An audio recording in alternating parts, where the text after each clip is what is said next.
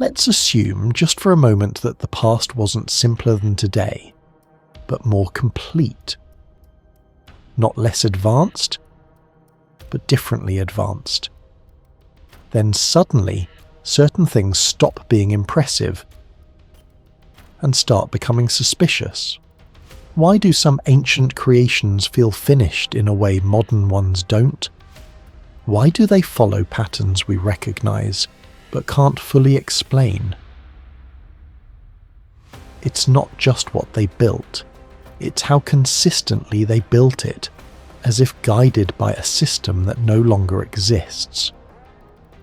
And that's where the shift happens, because instead of asking how they did it, a more difficult question emerges: what framework were they working within that we no longer have access to? Adam's Calendar, South Africa, is one of the most intriguing and controversial ancient stone structures ever discovered in southern Africa. Located in the mountains of Mpumalanga province, near the border with Eswatini, this enigmatic formation, also known as the Inyanga Stone Circle, consists of a series of large dolerite monoliths arranged in a roughly circular pattern on a high plateau overlooking the surrounding valleys. At first glance, it may appear to be just another prehistoric stone arrangement, yet closer examination reveals something far more astonishing. Many researchers believe that Adam's calendar may have functioned as a precisely aligned astronomical calendar, potentially designed to track the movements of the sun across the horizon throughout the year. If true, this would suggest that ancient inhabitants of southern Africa possessed a sophisticated understanding of celestial cycles long before written history began. The structure first attracted international attention in the early 21st century, when local researchers began systematically examining the orientation of the stones. One of the most striking observations was that two prominent upright stones align almost perfectly with the direction of sunrise during the summer solstice, the longest day of the year in the southern hemisphere. At the same time, another alignment appears to correspond with the winter solstice sunset, when the sun reaches its lowest position on the horizon. Such alignments are not random coincidences. Across the ancient world, similar arrangements have been discovered at monumental prehistoric sites designed specifically to track seasonal solar movements. The most famous example is Stonehenge, where massive stone tree lithons mark the sunrise of the summer solstice with remarkable accuracy. In Mesoamerica, structures such as Chichen Itza and Teotihuacan also contain architectural alignments that track solar cycles. What makes Adam's calendar particularly fascinating is that it appears to perform a similar astronomical function, yet it exists in a region where such sophisticated stone observatories were never previously expected. Measurements taken at the site have revealed that the central stones are positioned in a way that allows observers standing at a specific point within the circle to watch the sun move along a natural horizon ridge. During key solar events such as solstices and equinoxes, the sun rises or sets between specific stones, effectively turning the entire monument into a giant horizon calendar. This principle is known as horizon astronomy, a technique used by many ancient cultures to track the passage of time. By observing where the sun appears on the horizon each morning or evening, ancient observers could determine the changing seasons, predict agricultural cycles, and coordinate ritual ceremonies. The accuracy required to construct such a system is remarkable. Even a deviation of a few degrees would cause the alignment to fail over time. Yet field measurements suggest that some of the alignments at Adam's calendar fall within 2 to 3 degrees of solar precision, comparable to other ancient observatories around the world. Another remarkable aspect of the site is its geographical context. Adam's calendar is not an isolated monument. Instead, it is surrounded by thousands of additional stone circles scattered across the Mpumalanga landscape. Archaeologists and aerial surveys have identified more than 10,000 circular stone structures in the region, many connected by low stone walls forming large enclosures. These formations are believed to have been built by ancient Bantu-speaking pastoral communities, possibly between the 1st and the 15th centuries CE. However, the central structure of Adam's calendar appears to be older and more carefully constructed than most surrounding circles, raising the possibility that it served a specialized function, perhaps as a ceremonial or astronomical center within a broader cultural landscape. One of the most intriguing questions surrounding Adam's calendar concerns how ancient builders achieved such astronomical alignment without modern instruments. Determining the exact point of solstice sunrise requires careful observation over many years because the sun gradually shifts its rising position along the horizon across the seasons. Ancient astronomers would have needed to observe the sky for decades to recognize the pattern and identify the turning points of the solar cycle. This implies the presence of a community capable of long-term observational astronomy, as well as the social organization necessary to construct and maintain the stone structure itself. Comparable systems of horizon-based solar observation have been documented among ancient cultures in North America, Europe, and the Middle East, suggesting the careful sky-watching was a universal human practice long before the development of scientific astronomy. The construction materials used at Adam's calendar also raise interesting questions. The stones are composed primarily of dolerite, a dense volcanic rock common in the region. Some of the monoliths stand upright while others lie horizontally, forming a deliberate geometric arrangement. Although the stones themselves are not as massive as those at Stonehenge, their placement suggests intentional planning. Several stones appear to act as shadow markers, casting elongated shadows across the circle at certain times of day. Researchers have proposed that these shadows may have been used to mark the passage of time during the day or to signal seasonal transitions. If this interpretation is correct, Adam's calendar could have functioned as both a solar horizon observatory and a shadow-tracking time marker, effectively combining multiple astronomical functions into a single monument. The age of Adam's calendar remains one of the most debated aspects of the site. Some independent researchers have proposed extremely ancient dates, even suggesting that the monument could be tens of thousands of years old based on geological features of the surrounding terrain. However, most archaeologists remain cautious about such claims, noting that no definitive radiocarbon evidence has yet confirmed such extreme antiquity. What is widely accepted, however, is that the broader stone circle landscape of Mpumalanga represents one of the largest concentrations of prehistoric stone structures in the world.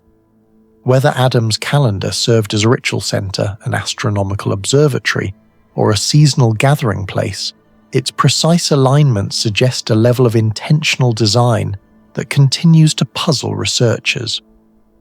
Modern surveys using satellite imagery, drone photography, and Geographic Information Systems (GIS) have begun to map the broader network of stone circles surrounding the monument. These technologies reveal patterns that were difficult to detect from ground level, including possible alignments between distant structures and natural landscape features such as mountain ridges and river valleys. Some archaeologists believe that the entire region may once have formed a complex cultural landscape, where multiple stone circles played roles in agricultural organization, livestock management, and ceremonial gatherings. Within this network, Adam's calendar may have served as a central reference point, an ancient astronomical marker used to coordinate seasonal cycles across a large community. Despite increasing research, the true purpose of Adam's calendar remains elusive. Was it primarily a solar observatory, allowing ancient people to track the passage of seasons with precision? Was it part of a ritual landscape, where astronomical events held spiritual or symbolic meaning? Or could it have served both practical and ceremonial roles simultaneously, as many ancient monuments did? What is certain is that the structure demonstrates a deep awareness of the sky and its cycles. The careful positioning of its stones suggests that the builders were not merely stacking rocks at random, but rather creating a monument that interacted with the movement of the sun itself. Today, as the sun rises over the mountains of Mpumalanga, its light still passes between the stones just as ancient observers may have witnessed centuries ago. The shadows continue to mark the rhythm of time. Despite modern scientific research, Adam's calendar remains a mystery, suggesting that ancient people may have understood the natural world far more deeply than we once believed. Where are you watching this video from, and what time of day is it for you? Share your location and time in the comments below.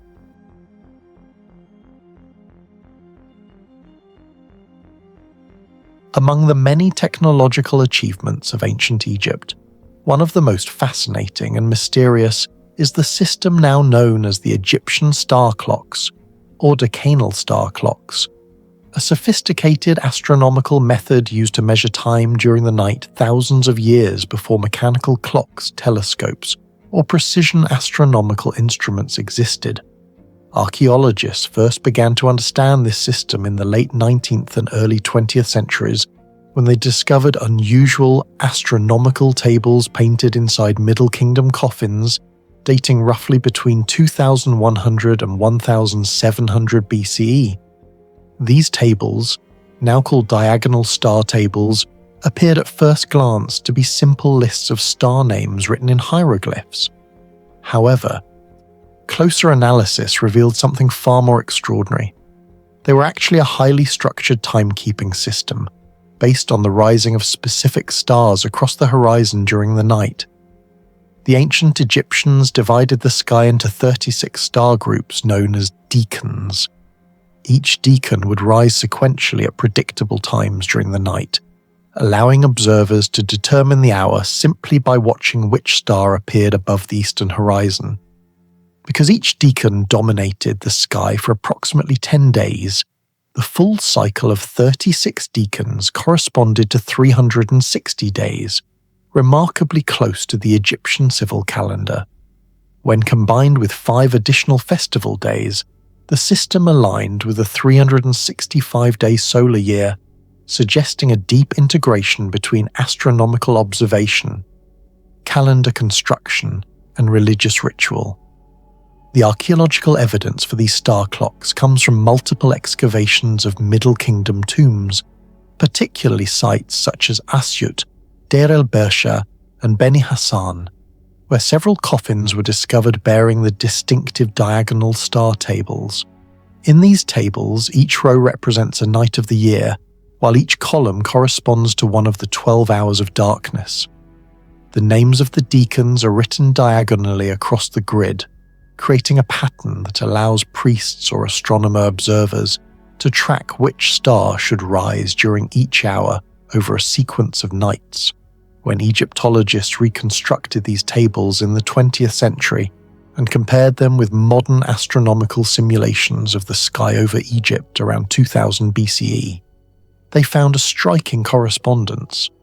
Many of the decans appear to align with known bright stars and constellations, including stars associated with Orion, Canis Major, and Sirius, the latter being particularly important because its heliacal rising marked the annual flooding of the Nile. The ability to predict the appearance of these stars suggests that Egyptian observers possessed a systematic tradition of sky watching that may have extended across many generations, perhaps centuries, in order to record recurring patterns accurately. Yet despite the elegance of the system, the greatest mystery surrounding Egyptian star clocks lies in one fundamental question. How did ancient observers determine the exact cycles of these stars with such precision using the extremely limited instruments available at the time? Just to build a reliable star clock, astronomers would need to record the exact moment when a star first became visible above the horizon night after night across multiple seasons. They would then have to track how these rising times gradually shifted throughout the year as the Earth moved around the Sun. Modern astronomers accomplish such measurements using telescopes, chronometers, and highly precise angular instruments. In contrast, the tools known to have existed in ancient Egypt were astonishingly simple. The primary astronomical instrument described in Egyptian texts is the merket, a device resembling a small plumb line attached to a wooden handle. When used together with a sighting tool and a north-south alignment marker, the merket allowed priests to establish a vertical line pointing towards specific stars. While ingenious, the device offered no magnification and extremely limited precision compared to modern instruments. Even under ideal conditions, determining the exact rising moment of a star to within minutes would have required exceptional observational discipline. To appreciate the difficulty, consider a comparison with early Greek astronomy more than 1,000 years later. Greek astronomers such as Hipparchus, working around 150 BCE, employed improved instruments like the dioptra and compiled extensive star catalogues. Yet even with these tools, the accuracy of their measurements was limited compared to modern standards. The Egyptian star clock system predates Hipparchus by more than 1,500 years, yet it still demonstrates a consistent understanding of stellar cycles.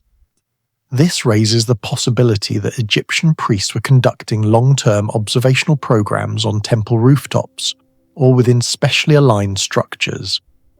Some temples appear to support this theory. For example, certain sanctuaries and corridors in Egyptian temple complexes are aligned precisely with the rising or setting points of specific stars, suggesting that architecture itself may have functioned as a large observational instrument. In effect, entire temple complexes may have served as fixed astronomical sighting platforms. Another intriguing piece of evidence comes from the way deacons shift through the diagonal star tables. Each star advances roughly 1 hour earlier every 10 days, a pattern consistent with the Earth's annual orbit and the changing position of the night sky. Such a pattern would only become clear after many years of careful record-keeping, implying that Egyptian astronomer priests may have maintained observational archives spanning generations. If observers recorded nightly star positions over a period of several decades, they could gradually construct the decanal cycle through statistical averaging. This slow accumulation of data may explain how a relatively simple observational technology could produce a surprisingly reliable astronomical model. However, even this explanation leaves unanswered questions. For instance, several of the deacon names found in coffin inscriptions cannot yet be confidently matched with modern star identifications. Some may refer to stars whose positions have shifted significantly due to the precession of Earth's axis, a slow astronomical wobble that changes star positions over thousands of years. Others may represent star groups defined differently from modern constellations. Archaeological discoveries continue to deepen the mystery. In addition to coffin star tables, similar astronomical diagrams appear on temple ceilings and tomb walls throughout Egypt. The famous astronomical ceiling in the tomb of Seti I and the elaborate zodiac ceiling at Dendria Temple both show evidence that Egyptian sky knowledge evolved over millennia. Yet the earliest decanal star clocks remain the most puzzling because they demonstrate a structured astronomical timekeeping system at a surprisingly early date. Modern researchers using planetarium software have reconstructed the ancient Egyptian sky and compared it to the decanal tables. In several cases, the predicted rising sequences align with real stellar cycles visible from the latitude of Egypt around 4,000 years ago. Such results confirm that the star clocks were not symbolic diagrams, but functional astronomical tools. Even after more than a century of research, scholars still debate how the Egyptians determined the decan star cycles. The Egyptian star clocks prove that ancient observers created a precise system of nighttime keeping based on the stars. Yet the central mystery remains. How did a civilization without telescopes track the rising cycles of dozens of stars thousands of years ago? The surviving star tables suggest advanced observation, but the exact methods are still unknown. How do you think ancient Egyptians were able to track the rising cycles of dozens of stars thousands of years ago without telescopes or precise instruments? Share your thoughts in the comments below.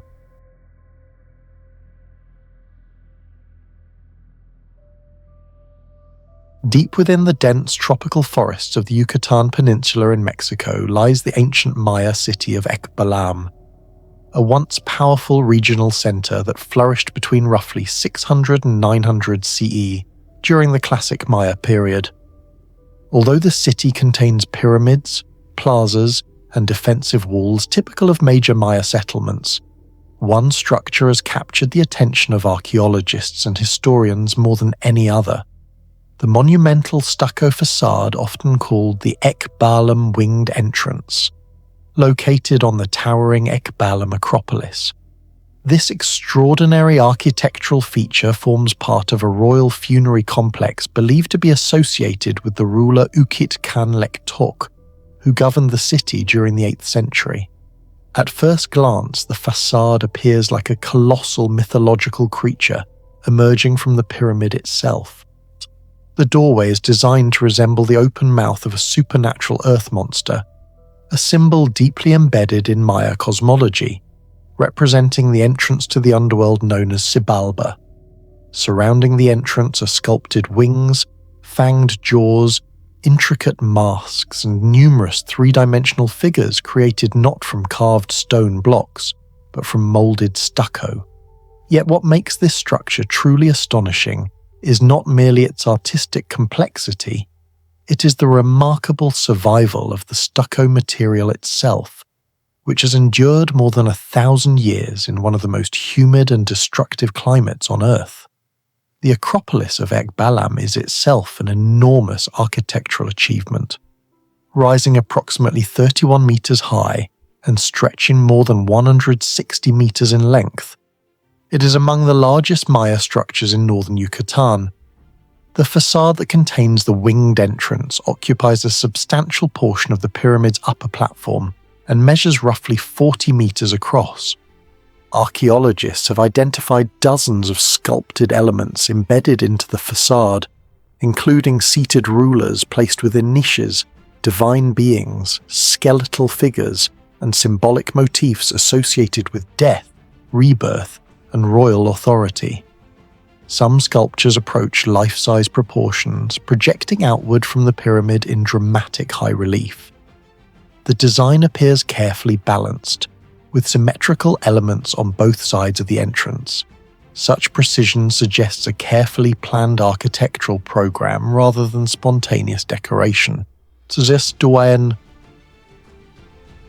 Scholars believe the facade functioned both as a ceremonial gateway and as a symbolic representation of the cosmic order, linking the world of humans with the sacred realm beneath the earth.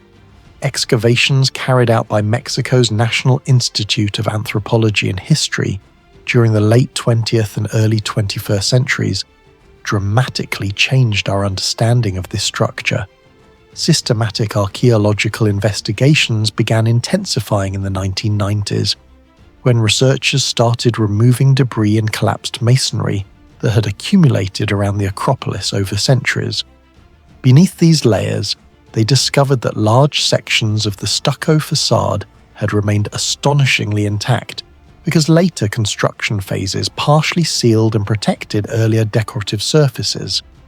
When the outer layers were cleared, archaeologists revealed a remarkably preserved sculptural program that included traces of original pigments.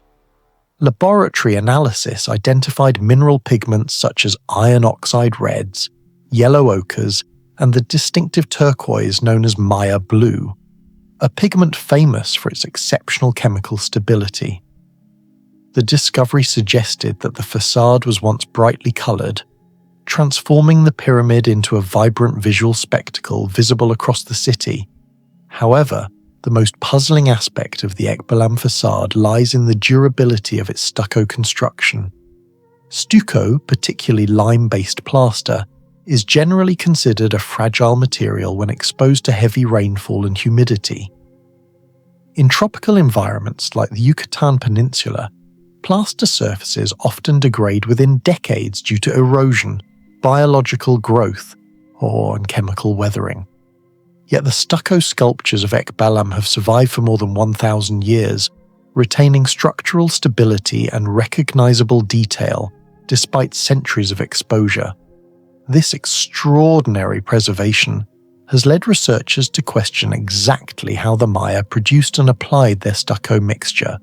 Scientific analysis suggests that the material was made primarily from limestone that had been heated in kilns to produce quicklime, then mixed with water and finely crushed stone powder to create a workable plaster. Once applied, the mixture hardened through chemical reactions involving carbon dioxide from the air, gradually transforming back into calcium carbonate.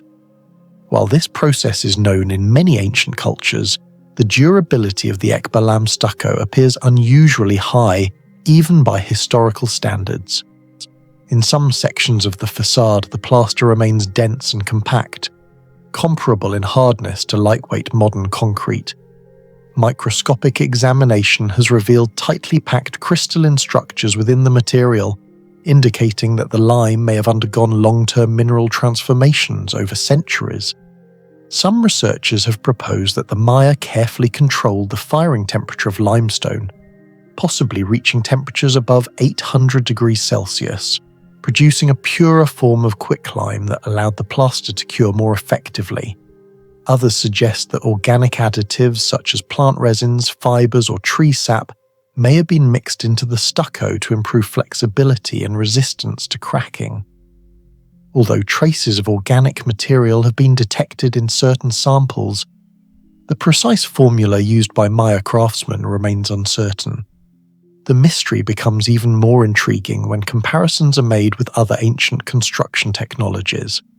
Roman builders, for instance, developed extremely durable lime-based concretes that have survived for more than 2,000 years in harbours and monuments throughout the Mediterranean world.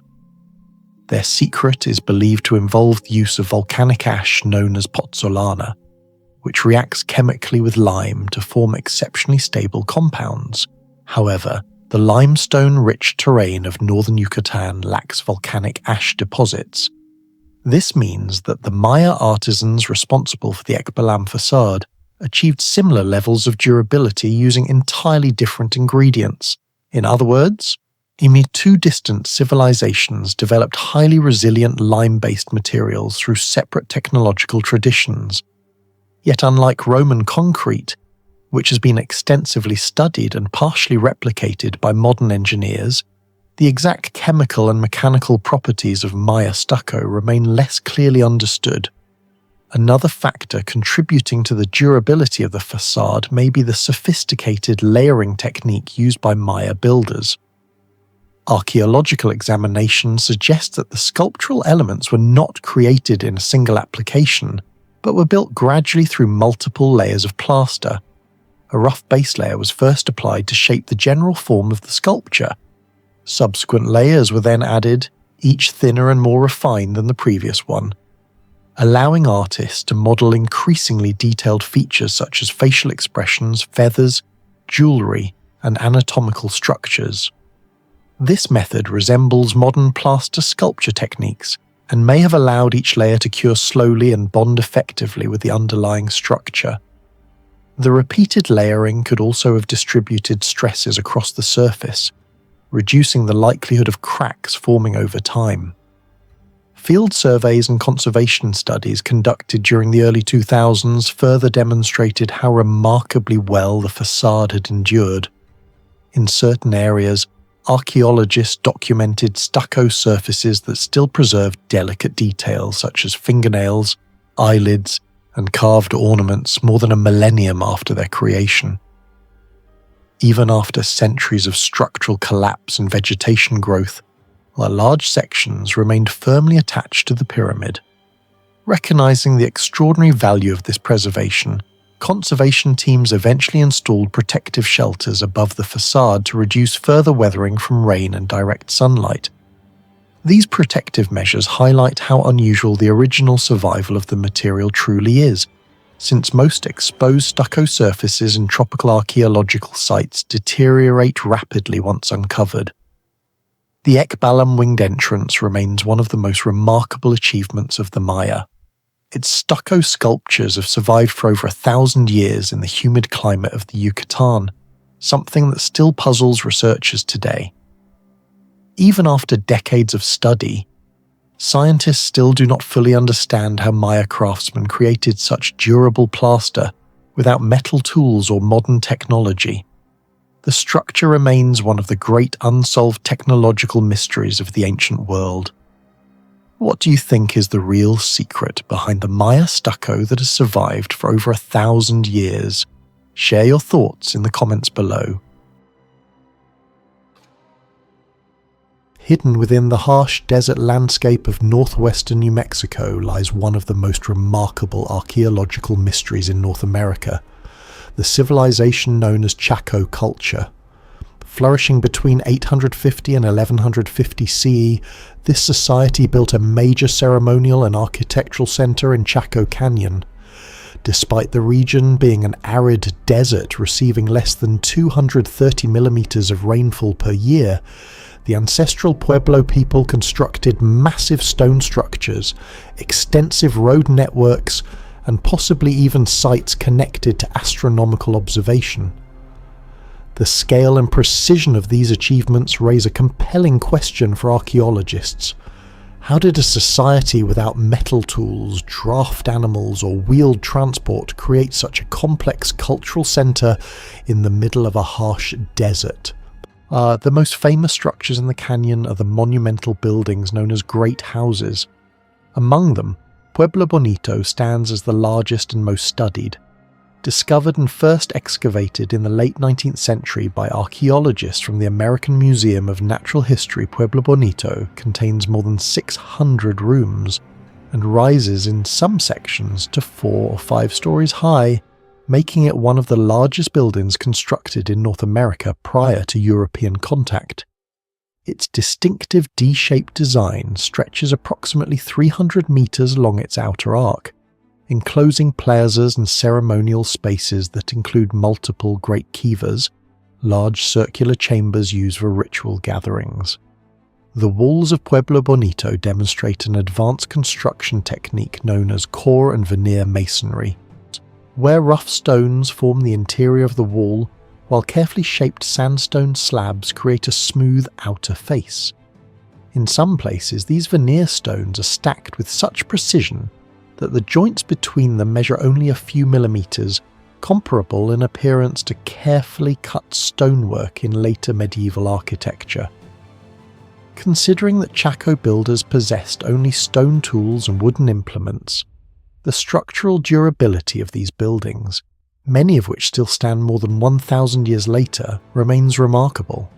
Equally astonishing is the regional planning of Chaco Canyon. Satellite imagery and aerial surveys conducted during the 20th and early 21st centuries have revealed a network of roads radiating outward from the canyon for hundreds of kilometers. Known collectively as the Chaco Road System, these routes measure up to 9 to 12 meters wide and often run in nearly perfectly straight lines across the desert. Some segments extend for over 50 kilometers without significant deviation, even when encountering cliffs or steep terrain. In certain locations, ancient engineers carved stairways directly into rock faces so the road could continue along its original alignment rather than detour around obstacles. Archaeologists remain uncertain whether these roads were primarily used for trade, pilgrimage, or ceremonial processions. Unlike practical transportation routes, many appear to connect remote shrines or isolated outposts rather than settlements, suggesting that their purpose may have been symbolic or religious rather than purely economic. Yet the most intriguing and scientifically significant aspect of Chaco culture may be its extraordinary relationship with the sky. Over the past several decades, archaeologists and archaeoastronomers have discovered compelling evidence that many Chaco structures were deliberately aligned with celestial cycles, particularly those involving the sun and moon. One of the most famous examples is located on a towering sandstone formation known as Facade Butte, which rises dramatically above the canyon floor. In the 1970s, artist and researcher Anna Sofia discovered a phenomenon now called the sun dagger, hidden within a narrow rock crevice near the summit of the butte, a set of ancient petroglyphs, spiral carvings etched into the rock, interact with sunlight in a remarkable way. At specific times of the year, thin blades of sunlight pass through the stone slabs above the carvings and strike the spirals with astonishing precision. During the summer solstice, a single bright shaft of light bisects the centre of the large spiral. During the winter solstice, two daggers of light frame the spiral's edges. At the equinoxes, yet another configuration appears. The alignment is so precise that even small shifts in the position of the rock slabs could disrupt the effect. What makes the sun dagger particularly remarkable is the level of observational knowledge required to create it. The builders would have needed to monitor solar movements over many years, possibly decades, to identify the exact points where sunlight would interact with the petroglyphs. This implies a sustained tradition of astronomical observation. More astonishing still is evidence suggesting that Chaco astronomers were tracking not only the solar year, but also the complex lunar cycle known as the lunar standstill. The moon's orbit causes its rising and setting points to shift gradually over an 18.6-year cycle, reaching extreme northern and southern positions known as major standstills. Detecting and predicting this cycle requires long-term observation and careful record keeping, even with modern instruments. Yet several Chaco structures, including the orientations of Pueblo Bonito, Casa Rinconada, and certain outlying shrines, appear to align with these lunar extremes. Archaeological surveys led by researchers such as Stephen Lexon and Anthony Avini, a pioneer in archaeoastronomy, have documented numerous architectural alignments within the canyon that correspond to solar and lunar events. Doorways, windows, and wall orientations in certain buildings allow beams of sunlight to illuminate interior chambers precisely during solstices or equinoxes. In some cases, shadows cast by architectural features move across plaza floors in patterns that mark specific days of the year.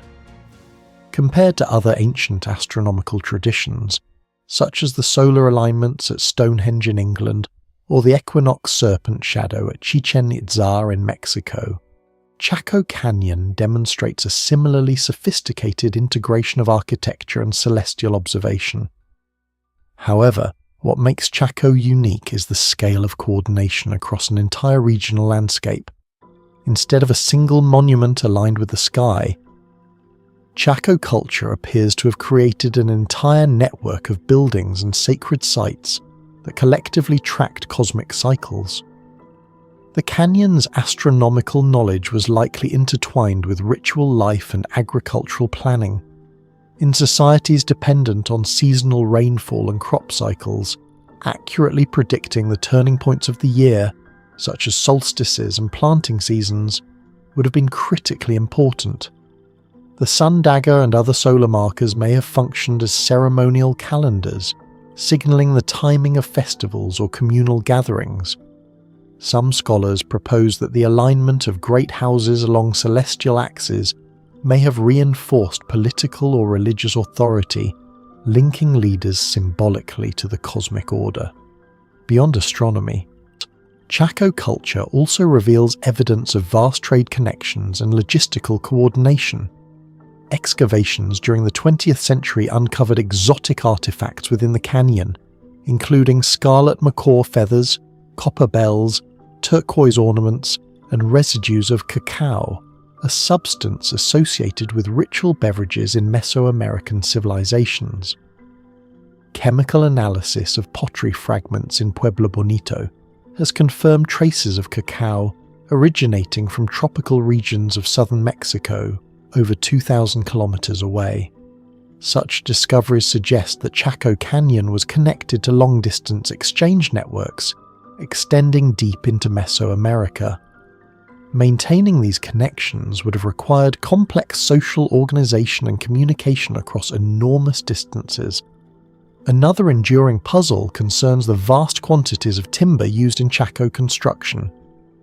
Tree ring analysis conducted by dendrochronologists has shown that more than 200,000 wooden beams were used in the construction of Chaco's great houses.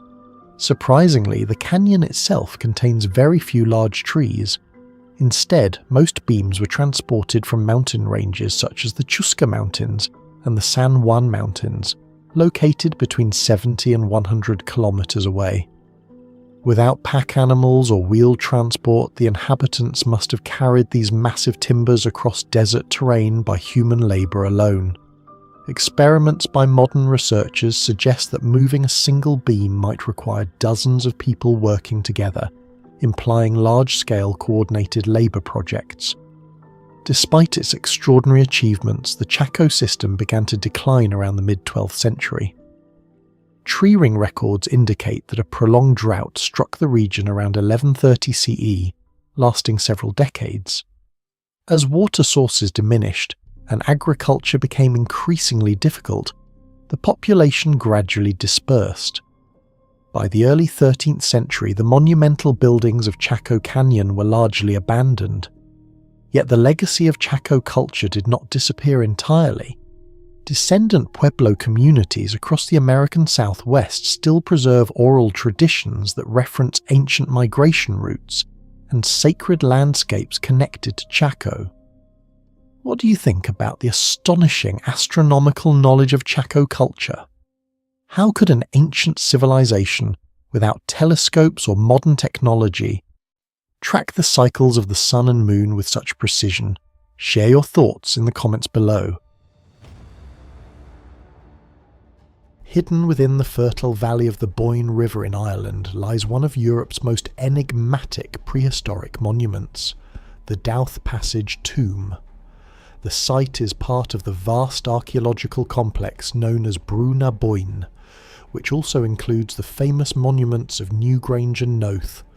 Radiocarbon dating and archaeological research suggest that Dowth was constructed around 3200 BCE, making it older than Stonehenge in England and even the Great Pyramid of Giza in Egypt.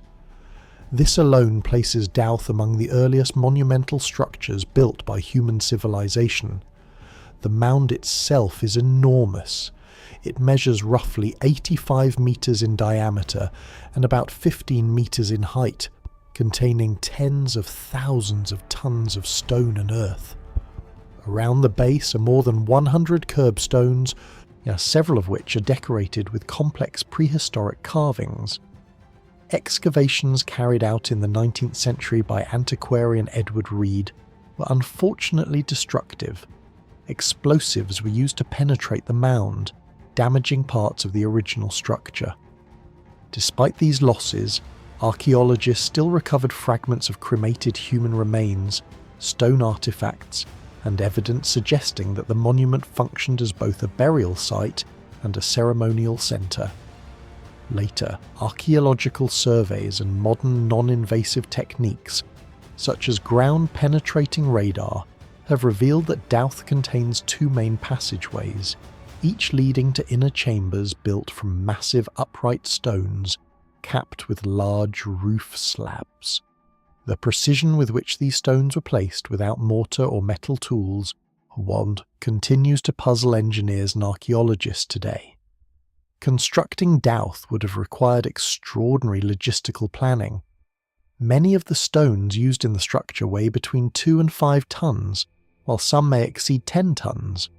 These stones were likely transported from locations several kilometers away, at a time when the people of Neolithic Ireland had no metal tools, no wheeled vehicles, and no draft animals. Archaeologists have proposed several theories. Stones may have been dragged over wooden rollers, pulled on sledges across wet ground, or even floated along waterways before being hauled uphill to the construction site. Regardless of the exact method, the builders clearly possessed an advanced understanding of weight distribution, structural balance, and dry stone engineering. The interior passages have survived for more than 5,000 years without collapsing, despite the enormous weight of the mound above them. The roof slabs of the chambers are carefully angled to prevent water infiltration, a design technique also seen in other Neolithic monuments in Ireland. Such engineering sophistication is remarkable when compared with contemporary settlements in many parts of the world, which were still largely composed of simple wooden structures. Dowth therefore demonstrates that Neolithic societies in Ireland were capable of organising large labour forces and executing complex architectural projects on a monumental scale. Among all the mysteries surrounding Dowth, none is more fascinating than its precise astronomical alignment with the setting sun during the winter solstice. The western passage of the tomb is oriented so that on the shortest day of the year, the rays of the setting sun penetrate deep into the corridor and illuminate the interior chamber. This phenomenon occurs only for a brief moment each year, when the sun reaches its lowest point on the horizon.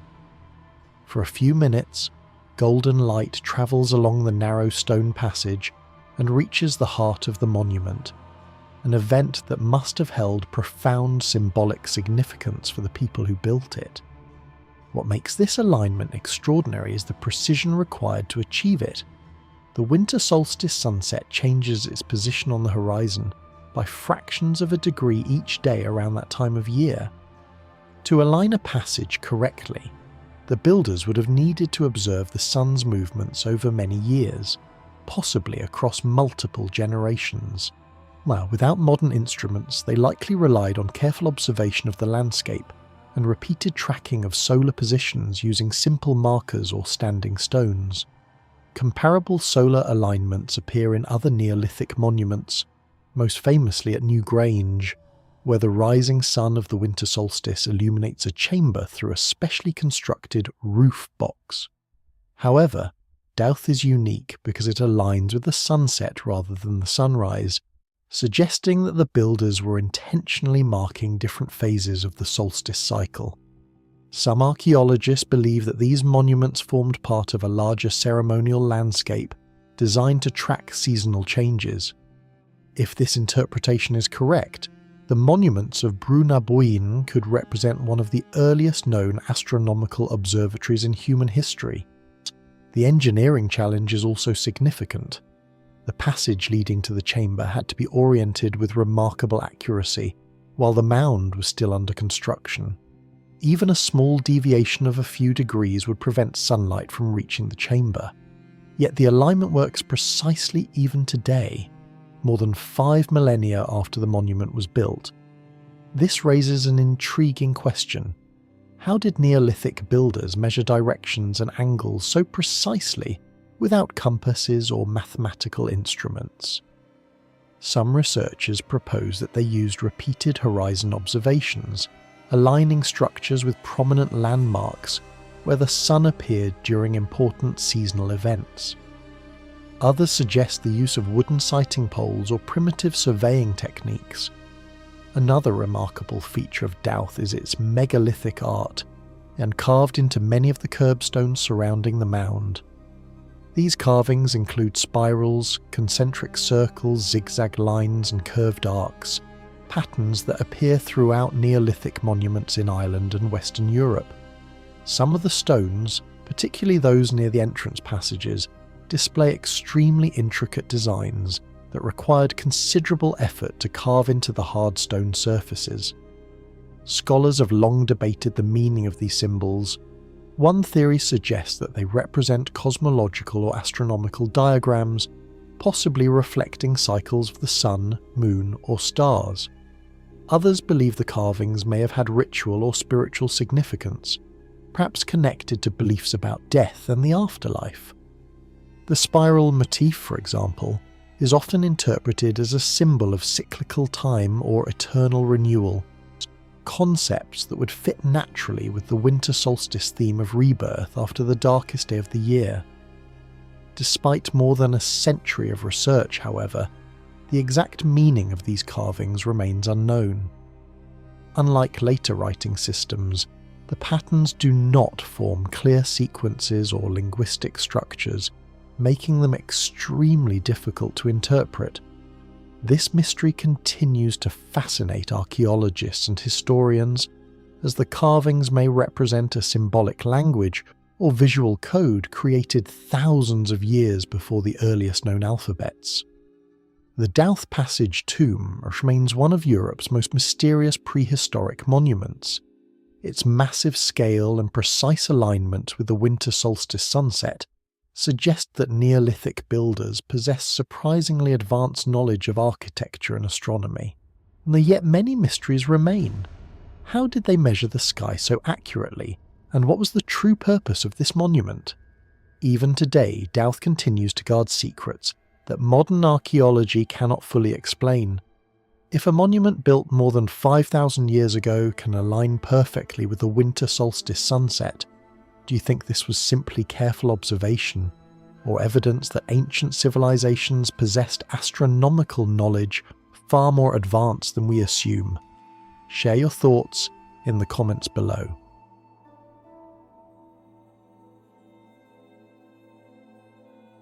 The Oronce Fine world map, created in 1531 by the French mathematician and cartographer Oronce Fine, remains one of the most intriguing and debated artifacts in the history of early cartography. At first glance, the map appears to be a beautiful Renaissance work of geographic imagination, but a closer examination reveals features that continue to puzzle historians, geographers, and archaeologists alike.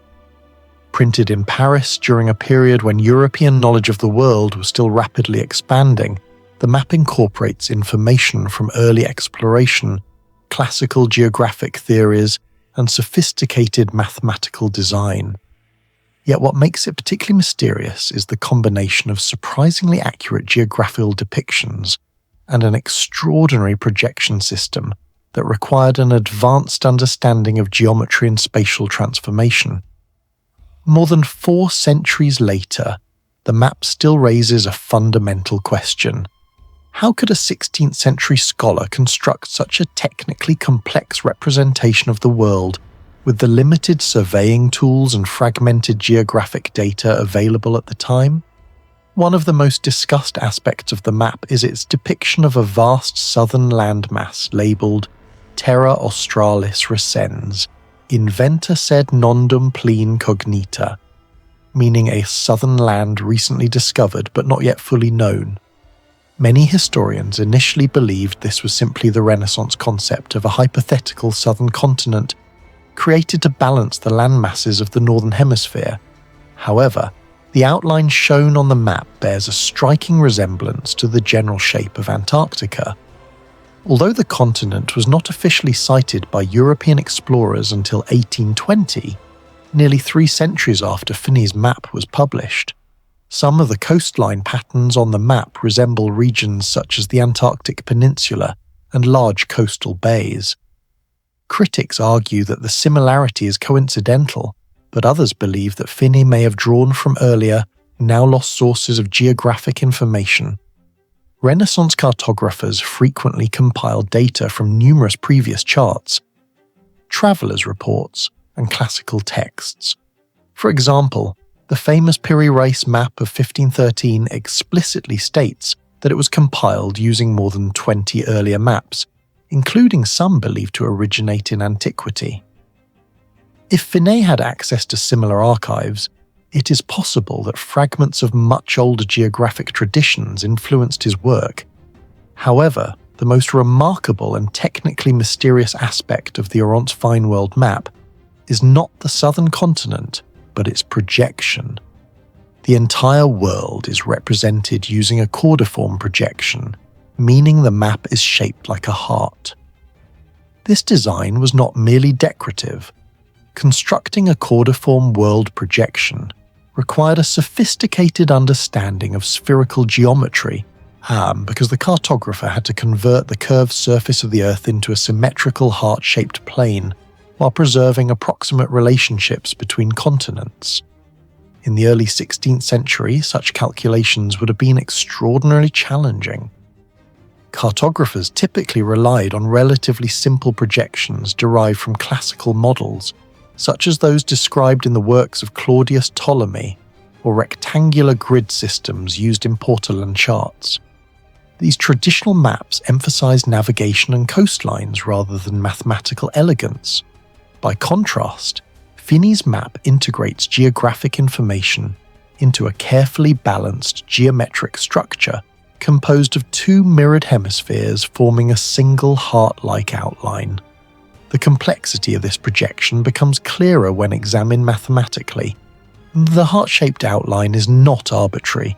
It is constructed using curved meridians that converge toward the poles and symmetrical arcs defining the outer boundary of the map.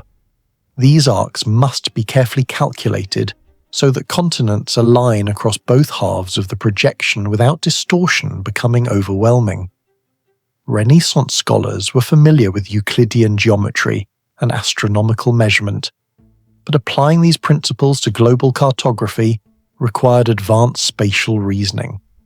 Modern historians of science estimate that creating such a projection would have required multiple stages of geometric construction and drafting, likely involving compass measurements, angular divisions, and proportional scaling. Considering that the Earth's circumference had only been roughly estimated at the time, largely based on earlier work by Eratosthenes and later medieval scholars, the accuracy achieved in the map's spatial balance is remarkable. To understand how unusual Fine's projection was, it is useful to compare it with other maps produced around the same time. Many early 16th century world maps, including those influenced by Ptolemy's Geographia, used oval or conical projections that divided the world into two separate hemispheres. These maps were easier to construct mathematically because they relied on simpler latitude-longitude grids. Fine's cordiform design, however, merges both hemispheres into a single continuous surface that emphasizes the unity of the globe. The projection is not only aesthetically striking but conceptually ambitious, reflecting Renaissance intellectual ideals that sought to harmonize mathematics, art, and cosmology. In this sense, the Oronce Fine map can be seen as both a scientific document and a philosophical statement about the structure of the world. Another intriguing element is the level of geographical detail Fine managed to include within this complex framework. South America appears with a relatively recognizable outline, and the coastline of Africa is depicted with reasonable accuracy for the period. Considering that European exploration of the Americas had only begun a few decades earlier, such detail suggests that Fine had access to updated maritime charts. Any archaeological and archival research into early modern cartography has revealed that many Renaissance mapmakers worked from collections of portolan charts stored in royal libraries or trading centres. Some historians speculate that Fine may have drawn upon such sources in Paris, where scholarly exchanges and navigation records were increasingly available during the early 16th century. Unfortunately, few of the documents used by Renaissance cartographers have survived, leaving modern researchers to reconstruct their sources indirectly. The mystery deepens when historians consider how the map was produced technologically. Printing a world map in 1531 required complex woodcut engraving techniques. Each line of coastline, mountain range, and inscription had to be carved into wooden blocks with extraordinary precision before the image could be printed on paper. Any error in carving could distort the entire projection. Surviving copies of the map suggest that the engraving was executed with exceptional craftsmanship, implying the collaboration of skilled artisans familiar with both mathematics and printing technology. Archaeological analysis of Renaissance printing workshops has shown that such projects often involved teams of craftsmen working from detailed geometric drafts prepared by scholars like Fine. The coordination required for such work further demonstrates the advanced technical environment in which the map was created. Even after centuries of study, historians still debate whether the Oronce Fine world map reflects real geographic knowledge or mainly theoretical ideas of its time. Some believe Oronce Fine combined recent exploration reports with classical geographic theories, while others think the map may preserve fragments of older cartographic traditions that have since been lost. Today, the map remains one of the most intriguing artifacts of the Renaissance. Its famous heart-shaped projection shows how 16th century scholars attempted to represent the entire world using the mathematical knowledge available to them, while possibly preserving traces of ancient geographic knowledge that history has not yet fully explained. What do you think about the Oronce Fine world map? Do you believe it was simply the imagination of Renaissance cartographers? Or could it actually be based on ancient geographical knowledge that has been lost to history? Share your thoughts in the comments below.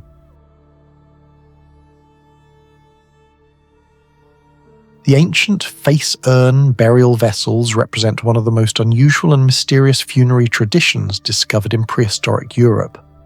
These ceramic containers, dating mainly from the late Bronze Age and early Iron Age, roughly between the 12th and 8th centuries BCE, were used to hold cremated human remains. What makes them extraordinary is that many of these urns were deliberately shaped to resemble human faces. Eyes were modelled in relief, noses protruded from the vessel wall, mouths were carefully incised, and in some cases details such as ears, jewellery, helmets, or stylized hair were added. Archaeologists have discovered these vessels primarily across Central Europe, northern Italy, Germany, Poland, and parts of the Baltic region, often associated with the widespread Urnfield cultural tradition. Yet excavations conducted in the 19th and 20th centuries revealed that these urns were not rare anomalies, but part of a broader burial practice, in which cremated remains were placed in decorated pottery and buried in cemeteries containing hundreds of similar vessels. Yet despite decades of study, the precise meaning of the human faces, as well as the technological sophistication behind their manufacture, remains only partially understood. One of the most intriguing aspects of the face urn tradition is the remarkable stability and quality of the ceramic firing technology used to produce them. Laboratory analysis of surviving urn fragments suggests that many were fired at temperatures between approximately 700 and 900 degrees Celsius, which is a relatively high and carefully controlled range for prehistoric pottery. At these temperatures, clay undergoes structural changes that increase its hardness and durability, but if the heat fluctuates too quickly or unevenly, the vessel can crack or collapse, especially when decorated with protruding elements such as noses or sculpted eyes. Despite this risk, a large number of face urns discovered in archaeological contexts show very few structural flaws. Their surfaces are evenly fired, their walls maintain consistent thickness, and the facial features remain intact even after more than 2,500 years buried underground. This consistency suggests that ancient potters possessed a surprisingly advanced understanding of kiln environments and firing cycles, even though written records describing their techniques do not exist. The stability of the firing process becomes even more remarkable when compared with earlier prehistoric pottery traditions. For example, Neolithic pottery from around 6000 BCE in many parts of Europe was often fired in open pits or simple bonfires, where temperatures fluctuated widely and the resulting ceramics were typically soft and porous. By contrast, the face urn vessels appear to have been produced using more controlled kiln-like structures capable of sustaining stable heat over extended periods. Some archaeologists believe these kilns may have resembled early updraft furnaces, where heat from a fire chamber passed upward through perforated floors to reach the pottery above. Such designs allow temperatures to rise gradually and remain consistent, reducing the risk of thermal shock. Evidence for similar kiln systems has been found at several late Bronze Age pottery production sites in Central Europe, suggesting that the communities responsible for the face urn tradition may have operated organised ceramic workshops rather than producing vessels individually in domestic settings. Archaeological excavations have provided important clues supporting this idea. In the 19th century, large cemeteries containing face urns were uncovered in regions of northern Germany and Poland, where hundreds of burial vessels were arranged in systematic rows beneath the soil. Later excavations in the 20th century expanded the known distribution of these artifacts, revealing that some burial grounds contained several hundred urns produced in similar styles. In some cases, archaeologists identified clusters of vessels that appear to have been manufactured using the same clay composition and decorative techniques, indicating that they may have originated from a single production centre. Chemical analysis of clay minerals has also shown that certain urns were made from local raw materials, while others were produced from clay sources located several kilometres away. This suggests the existence of regional trade networks or specialised potters whose products circulated among different communities. The technological challenge of firing these vessels becomes even clearer when considering their sculpted facial features. The protruding noses and raised eyes were not simply painted onto the surface but were physically modelled from the clay itself. Such three-dimensional additions increase the risk of uneven drying and heating. If the moisture inside the clay does not evaporate uniformly before firing, internal pressure can cause cracks or explosions inside the kiln. The fact that so many face urns survived intact indicates that ancient potters likely developed careful drying techniques before firing, allowing the vessels to reach a stable moisture level. Some scholars propose that the urns may have been dried slowly in shaded areas for several days or even weeks before being placed in the kiln. This method would reduce stress within the clay structure and allow the vessel to withstand the intense heat of firing. Comparisons with other ancient ceramic traditions further highlight the sophistication of this process. For instance, Greek pottery of the classical period, and produced centuries later around the 5th century BCE, is famous for its refined firing techniques and controlled kiln atmospheres that created the distinctive black and red figure styles. Yet even these later Greek vessels often lack the sculptural protrusions seen in face urns. Similarly, Etruscan funerary urns from Italy, which sometimes depicted human figures, were frequently carved from stone rather than moulded from clay. The face urns therefore represent a unique combination of sculpture and pottery that required both artistic skill and technological precision.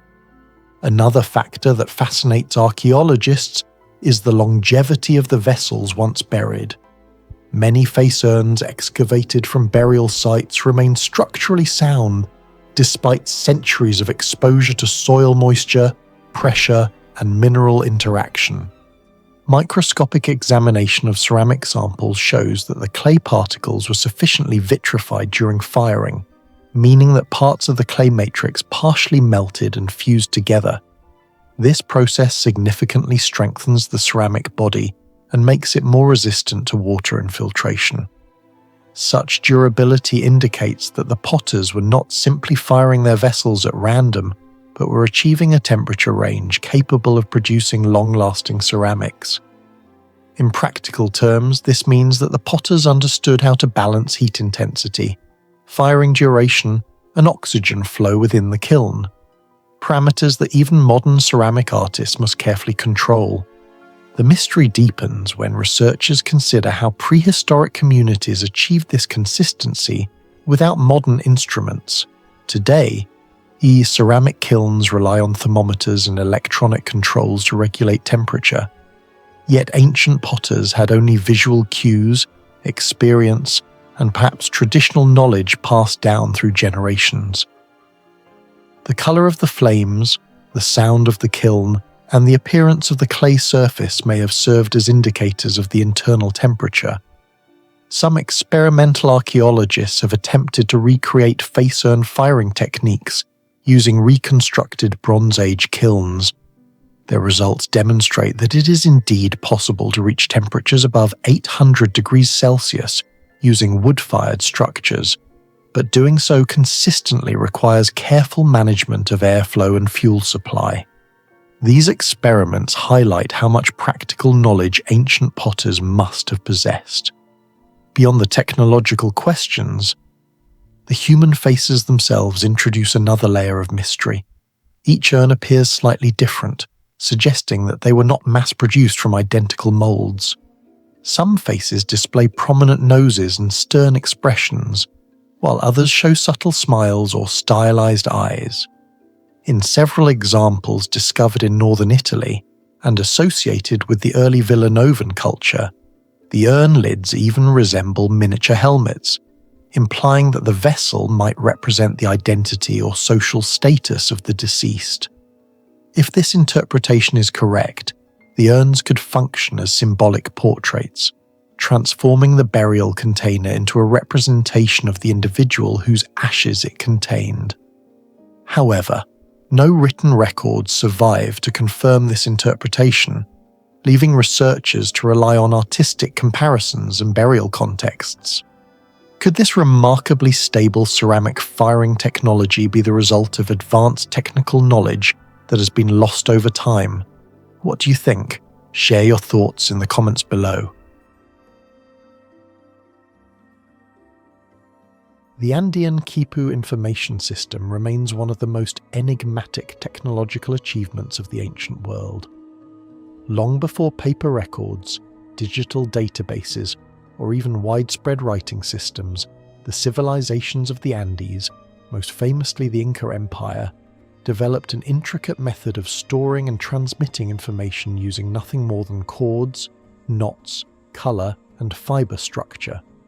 Known as kipu, or quipu, these devices consisted of a primary cord from which dozens, sometimes hundreds, of smaller cords were suspended, each containing carefully tied knots. To modern observers, a kipu may appear deceptively simple, resembling little more than a bundle of coloured strings. Yet archaeological research has revealed that this system functioned as a remarkably sophisticated information storage technology, capable of recording numerical data, administrative records, and possibly even narratives or historical accounts. The true complexity of the system, and the mystery surrounding how it was used, continues to puzzle scholars today.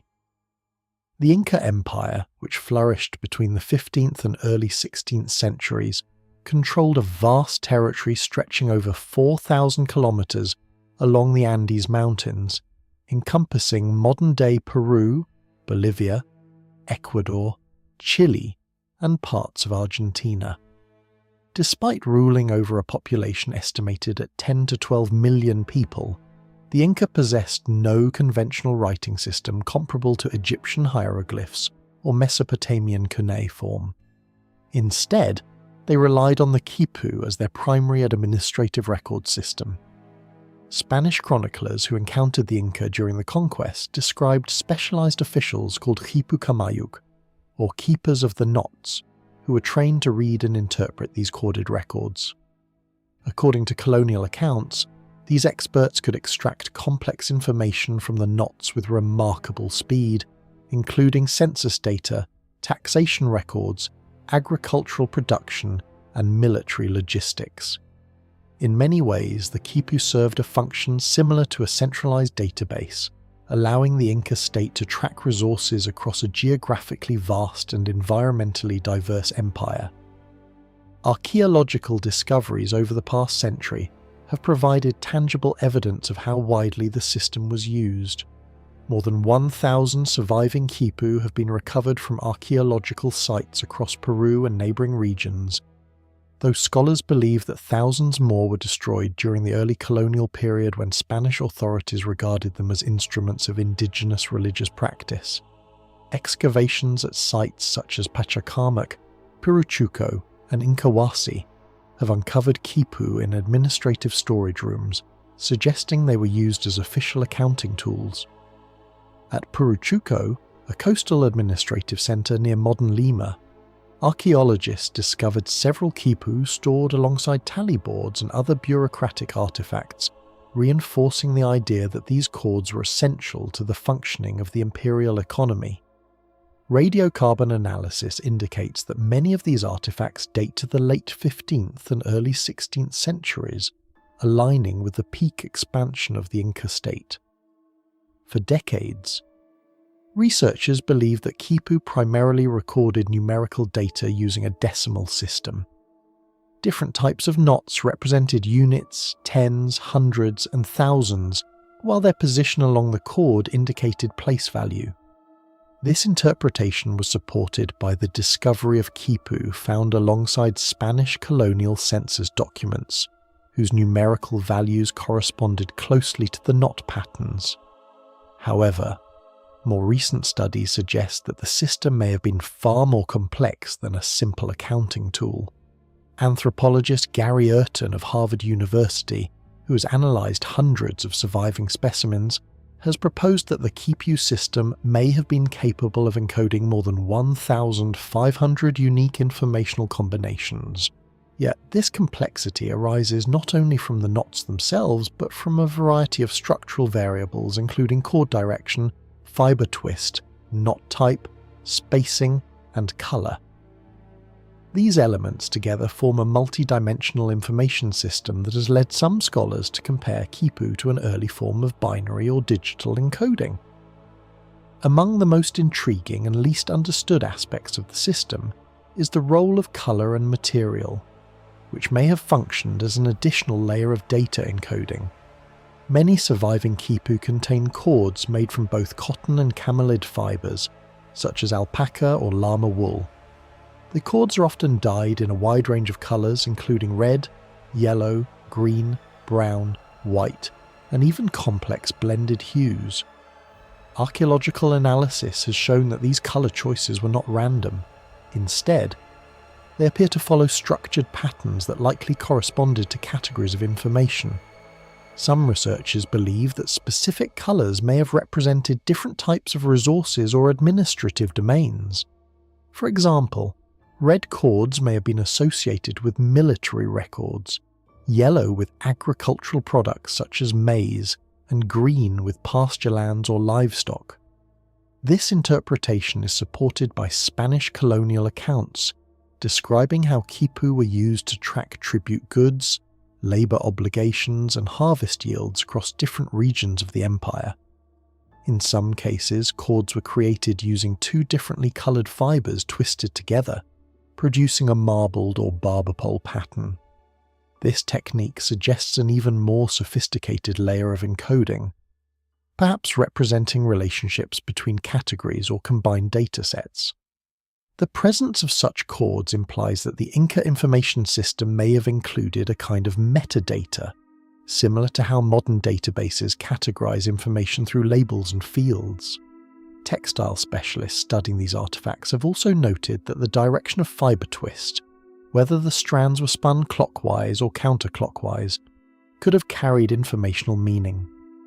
When combined with variations in knot placement and colour coding, the number of potential data combinations increases dramatically. This complexity raises an extraordinary possibility. The Kipu system may have functioned as a multi-dimensional data architecture, far more advanced than previously assumed. Comparisons with other ancient information systems highlight just how unusual the Kipu truly was. In ancient Mesopotamia, bureaucratic records were inscribed on clay tablets using cuneiform script, while in Egypt, scribes used papyrus and hieroglyphic writing to record state administration.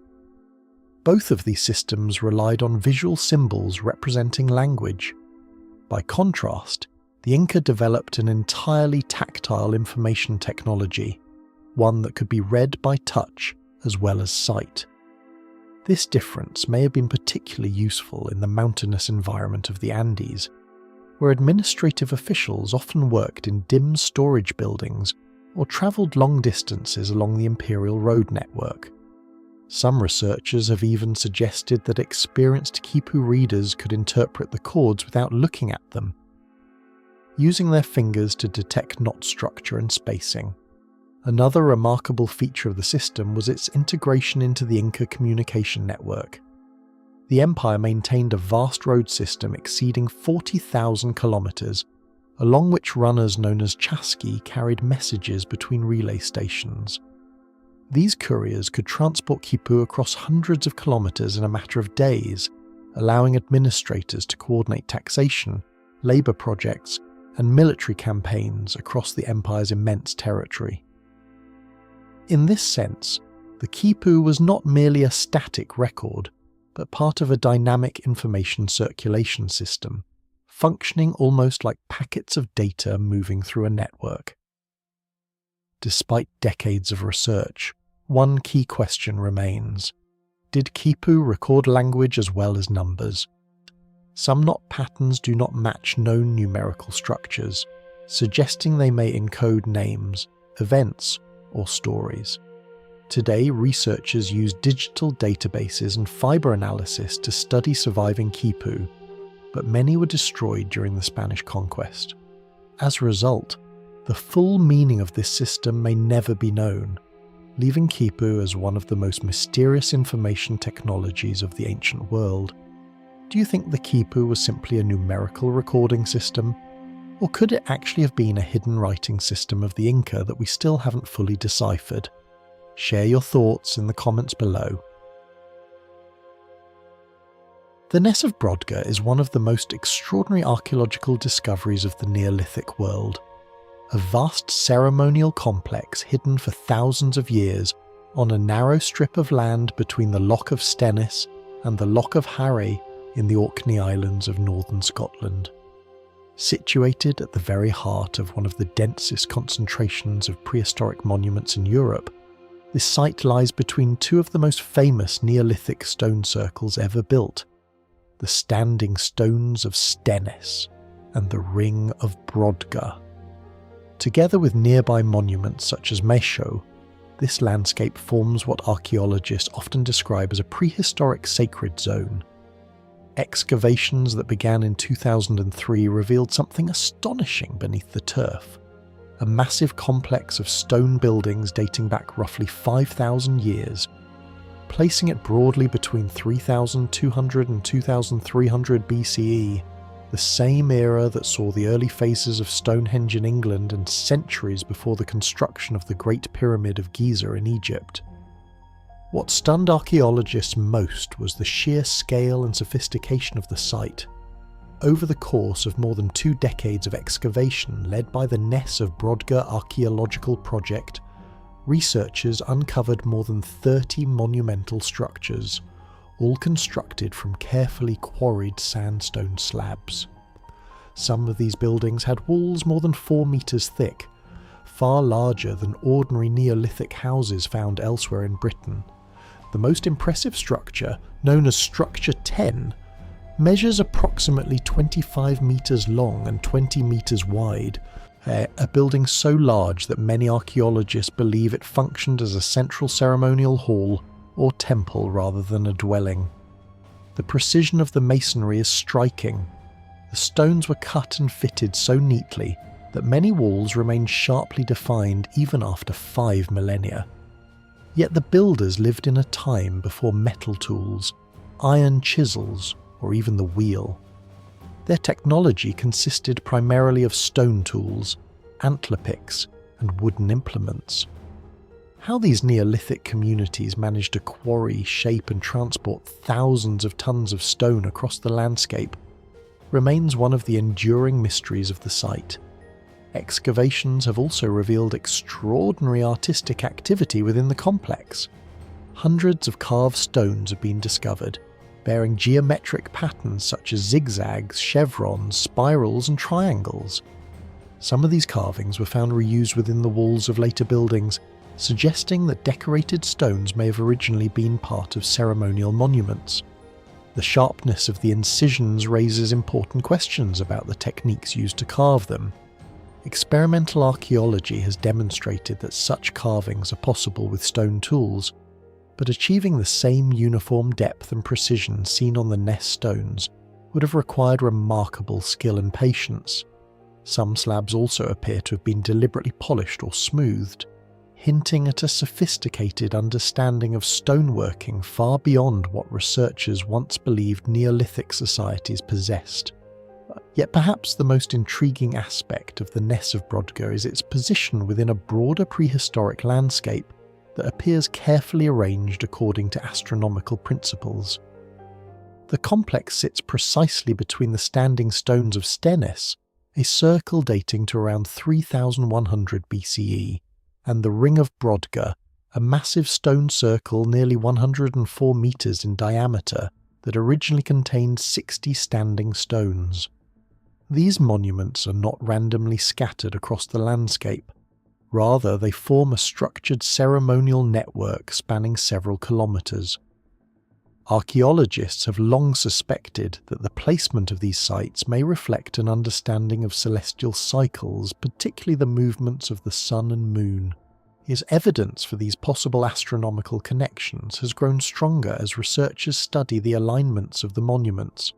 For example, the standing stones of Stennis appear to align with the setting sun at the winter solstice, while nearby Maishowe, a chambered tomb built around 2800 BCE, is famously aligned so that the last rays of the winter solstice sunset shine directly down its entrance passage into the burial chamber.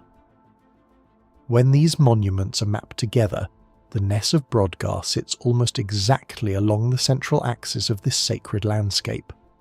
Some researchers believe the site functioned as a ceremonial hub, linking these monuments both physically and symbolically.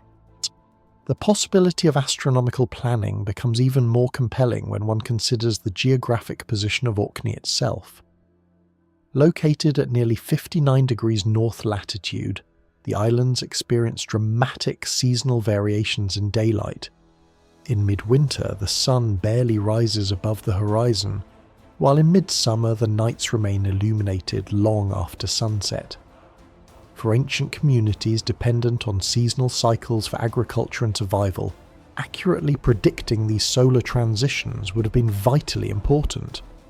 If the builders of Ness of Brodgar deliberately aligned their structures with celestial events, they may have been using the surrounding monuments as a kind of prehistoric observatory, tracking the movements of the sun, marking the turning points of the year, and perhaps integrating these observations into ritual gatherings. Comparisons with other ancient sites highlight how remarkable this possibility is. The builders of Stonehenge, for example, famously aligned their monument with the sunrise of the summer solstice, a feature that continues to draw thousands of visitors each year. But Stonehenge was constructed several centuries after the earliest phases of the Ness of Brodgar complex. If the Orkney monuments were indeed aligned to celestial events, it would suggest that sophisticated astronomical knowledge existed in northern Britain long before similar ideas appeared elsewhere in Europe. In other words, this remote island community may have been one of the earliest centres of prehistoric astronomical observation. Despite these fascinating clues, many questions remain unresolved. Unlike later civilizations such as the Babylonians or the Maya, the Neolithic inhabitants of Orkney left no written records explaining their knowledge of the sky. Archaeologists must therefore rely entirely on the physical arrangement of stones, buildings, and landscapes to reconstruct their intentions. Some scholars argue that the apparent alignments could simply be coincidental, while others believe they reflect deliberate design. Determining which interpretation is correct requires extremely precise measurements of the monuments, the local horizon, and the changing positions of celestial bodies over thousands of years. Even with modern technology, reconstructing the exact astronomical environment of the Neolithic era remains challenging. Another mystery concerns the social organisation required to build such an enormous complex. Constructing the Ness of Brodgar would have demanded coordinated labour from hundreds of people over many generations. Quarrying stone, transporting it across the landscape, shaping it into slabs, and assembling massive structures with walls several metres thick would have required a level of planning and leadership rarely associated with small prehistoric farming communities. Some archaeologists speculate that the site served as a regional pilgrimage centre, drawing people from across the Orkney archipelago and possibly from mainland Scotland. Seasonal gatherings linked to astronomical events, such as solstices or lunar standstills, may have brought large groups together for rituals, feasts and communal construction projects. Excavations have even uncovered evidence for enormous ceremonial feasts. Thousands of animal bones, particularly cattle remains, have been discovered within the complex, suggesting that large numbers of animals were slaughtered and consumed during gatherings at the site. These feasts may have accompanied important seasonal celebrations tied to celestial cycles. If so, the Ness of Brodgar was not merely a cluster of buildings, but the focal point of a vast ritual landscape where architecture, astronomy and community life were intertwined. The end of the site's use adds yet another layer of mystery. Around 2300 BCE, many of the buildings appear to have been deliberately dismantled or ritually closed. Archaeologists found walls carefully demolished, objects buried beneath floors, and large quantities of cattle bones deposited in what may have been a final ceremonial event. After this dramatic closure, the site was gradually abandoned and eventually buried beneath layers of soil and grass for more than 4,000 years. Did the builders of the Ness of Brodgar 5,000 years ago truly understand and track the movements of the sky? Or was it all just a coincidence? Share your thoughts in the comments below.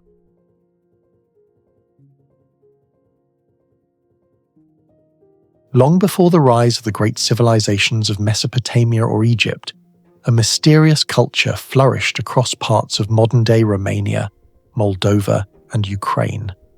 Known today as the Cucuteni Tripilia culture, this Neolithic society existed roughly between 5,500 BCE and 2,750 BCE, leaving behind vast settlements, sophisticated pottery, and one of the most intriguing collections of prehistoric artifacts ever discovered, the Cucuteni figurines.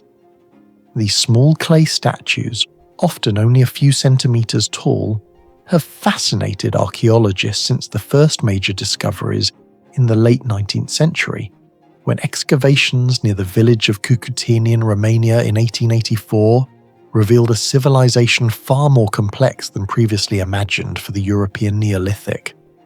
Over the following decades, archaeological digs across Eastern Europe uncovered thousands of these figurines, suggesting that they were not rare ritual objects but a widespread cultural phenomenon deeply embedded in everyday life. Yet despite more than a century of research, many aspects of their design, symbolism, and especially their remarkably advanced clayworking technology remain partly unexplained. At first glance, the Cucuteni figurines appear deceptively simple. Most depict stylized human forms, often female, with elongated bodies, exaggerated hips, and abstract faces. However, closer inspection reveals a level of craftsmanship that is astonishing for a society living more than 6,000 years ago. Many figurines are covered with intricate geometric decorations, including spirals, zigzags, and repeating patterns that appear carefully balanced across the body. These motifs closely resemble the elaborate designs found on Cucuteni pottery, which archaeologists consider among the most visually sophisticated ceramics of the entire Neolithic world. The spiral patterns in particular have drawn attention because they resemble natural mathematical forms seen in shells, whirlpools, and even galaxies. While it is unlikely that Cucuteni artisans understood such concepts in modern scientific terms, the precision with which they repeated these patterns suggests a deep observational understanding of symmetry and rhythm in nature. Yet the most remarkable aspect of the Cucuteni figurines is not merely their decoration, but the technical mastery involved in their production. The clay used for these sculptures was not simply gathered and shaped. Archaeological analysis of the material shows that the clay was carefully refined and filtered, removing impurities such as stones and organic fragments before the shaping process began. This preparation significantly improved the structural strength of the figurines during firing. Evidence from microscopic analysis of surviving fragments indicates that the clay was often mixed with fine mineral temper, a technique that reduces cracking and allows objects to survive high temperatures. Such knowledge implies a long tradition of experimentation with ceramic materials. Once prepared, the figurines were shaped entirely by hand, without the use of molds or pottery wheels. Despite this, many pieces display strikingly consistent proportions. Slender torsos, curved legs, and carefully balanced forms suggest that artisans followed established stylistic rules, or perhaps learned from skilled specialists within their communities. Maintaining these delicate forms during the drying process would have required careful control of moisture and timing. If clay dries too quickly, it cracks. If it remains too wet, the structure collapses. Achieving the elegant shapes seen in many Cucuteni figurines therefore required a high degree of practical experience. Even more impressive is the firing process. Study of Cucuteni ceramics show that many figurines were fired at temperatures estimated between 700 and 900 degrees Celsius, which is remarkably high for Neolithic pottery. Achieving such temperatures requires controlled combustion and well-designed firing structures, even if those structures were simple earth kilns rather than permanent ovens. For comparison, early pottery from other Neolithic cultures in Europe was often fired at significantly lower temperatures, sometimes below 600 degrees Celsius, resulting in weaker and more fragile objects. The durability of Cucuteni artifacts suggests that their firing techniques were unusually advanced for the period. Archaeological excavations have provided further clues about this technology. At large Cucuteni tripilia settlements such as Talianki, Majdanetsky and Nebelivka in Ukraine, researchers have uncovered evidence of specialized ceramic production areas containing large quantities of kiln debris and broken pottery. These sites were enormous for their time, some covering more than 200 hectares and housing populations estimated between 10,000 and 15,000 people. Within these proto-urban environments, pottery production may have been organized on a scale far larger than previously imagined for prehistoric Europe. The presence of standardized decorative styles and similar firing techniques across settlements hundreds of kilometers apart suggests that artisans shared knowledge across wide networks. Comparisons with other ancient cultures further highlight the sophistication of Cucuteni craftsmanship.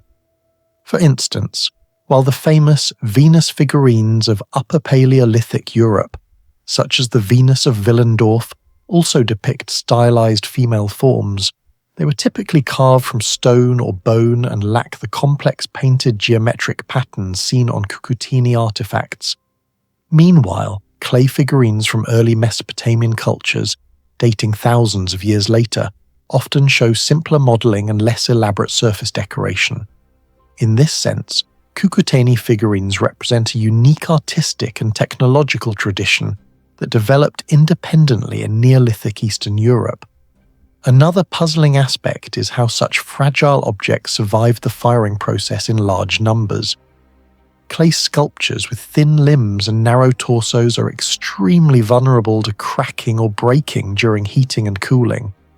Modern ceramic artists often rely on controlled electric kilns to prevent such damage. Yet Cucuteni artisans working with primitive firing pits managed to produce thousands of stable pieces that have endured for millennia. This achievement suggests that they possessed a practical understanding of airflow, air fuel distribution, and temperature control that is difficult to reconstruct from archaeological remains alone. Excavations have also revealed an intriguing ritual dimension associated with these figurines. In many sites, archaeologists discovered figurines intentionally broken and buried in groups, sometimes within houses or near hearths. The deliberate fragmentation appears to have been part of ceremonial practices rather than accidental damage. One famous example comes from excavations at Poduri in Romania, where a collection of more than 20 figurines was found carefully arranged together, possibly representing participants in a ritual gathering. Such discoveries hint that the figurines may have played roles in religious ceremonies, storytelling traditions, or symbolic representations of community life. Despite decades of research, many questions remain unanswered. Were these figurines representations of deities, ancestors, or mythological figures? Did the geometric patterns encode symbolic meanings, perhaps related to cosmology or seasonal cycles? And most intriguingly, how did Neolithic craftspeople develop such advanced ceramic techniques long before the rise of large urban civilizations elsewhere in the world? How do you think a civilization more than 6,000 years ago developed such precise ceramic techniques and complex artistic patterns without modern tools? Share your thoughts and theories in the comments below. The Shigir idol is widely considered one of the most mysterious archaeological discoveries ever made, not only because of its incredible age, but also because of the complex system of symbols carved into its surface, markings that some researchers believe could represent one of the earliest forms of symbolic communication created by humans. The artifact was discovered in 1890 in the peat bogs of the Ural Mountains in Russia, near the town of Kirovgrad. Workers extracting gold from the Shigir peat bog unexpectedly uncovered fragments of a large wooden sculpture buried deep within waterlogged soil. Because peat environments lack oxygen and slow biological decay, the wood survived in remarkable condition for thousands of years. When archaeologists assembled the recovered pieces, they realized they were looking at an enormous carved figure originally standing about 5.3 meters tall, making it the tallest known prehistoric wooden sculpture ever discovered. Although parts of the artifact were lost during early handling and museum storage in the 19th century, the surviving sections still measure approximately 2.8 meters, towering over most other prehistoric carvings ever found. For decades after its discovery, researchers believed the idol was about 9,500 years old, already an astonishing age. However, modern scientific analysis dramatically changed that understanding. In 2014, scientists from Germany and Russia performed advanced accelerator mass spectrometry radiocarbon dating, revealing that the Shigir idol is approximately 11,500 years old, dating to around 9,600 BCE, the end of the last ice age. This means the idol was carved thousands of years before the construction of Stonehenge, which began around 3000 BCE, and nearly 7,000 years before the Great Pyramid of Giza, built around 2560 BCE. Such an early date places the artifact in a time when human societies were still primarily hunter-gatherer groups, long before the rise of large agricultural civilizations.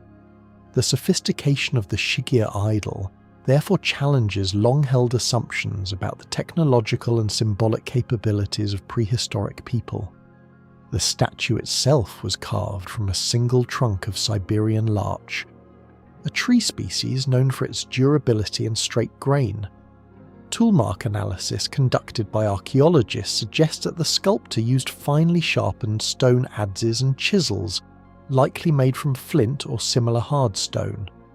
Under microscopic examination, the grooves appear remarkably controlled and deliberate, indicating that the craftsman possessed considerable skill.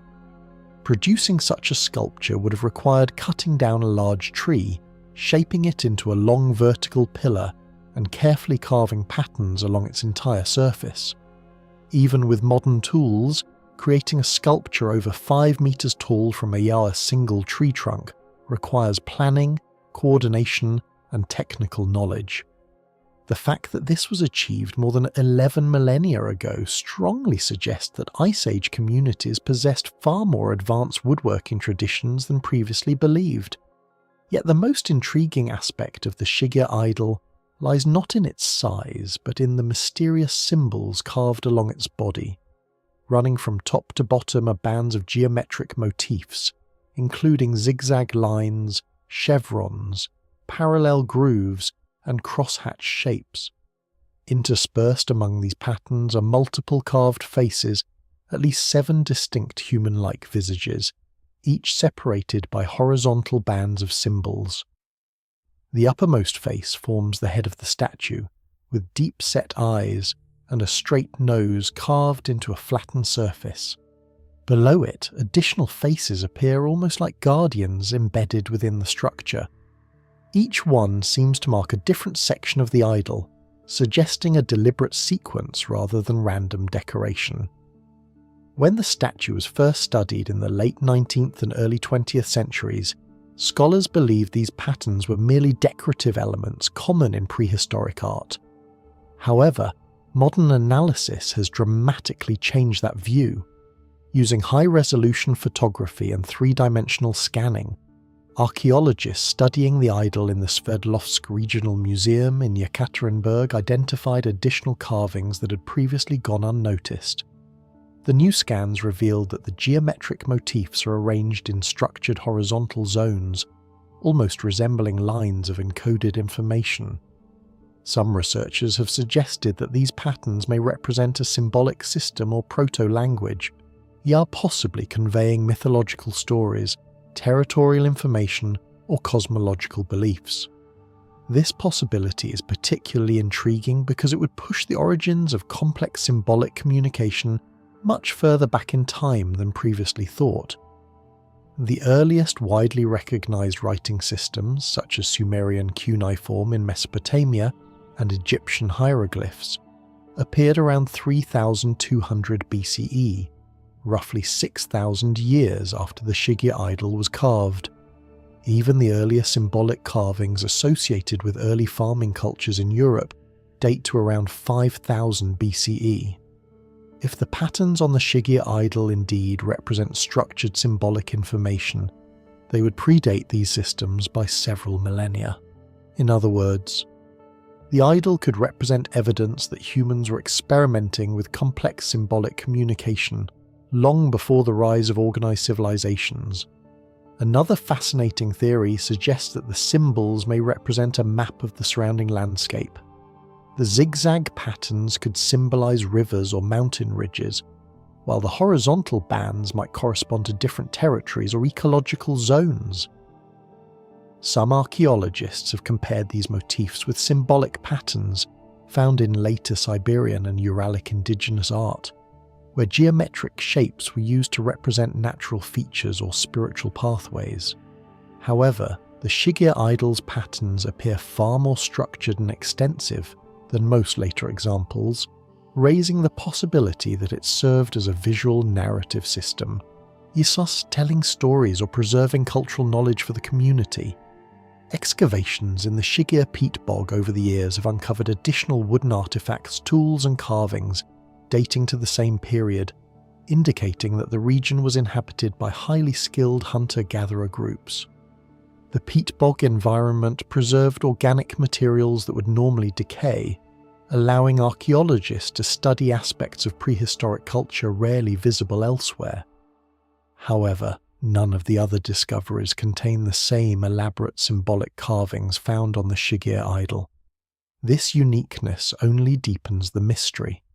Was the statue part of a larger ritual complex now lost to time, or was it a singular monument created for a specific spiritual or social purpose? Some scholars believe the idol functioned as a totemic pillar, representing ancestral spirits watching over the land. Others propose that it served as a ritual object used in ceremonies marking seasonal changes or important gatherings of different clans. Still, others argue that the sequence of faces and symbols might represent a cosmological diagram, illustrating the relationship between the human world, the spirit world, and the natural environment. Yet despite decades of research, no interpretation has been universally accepted. The Shigir idol challenges old assumptions about prehistoric hunter-gatherers.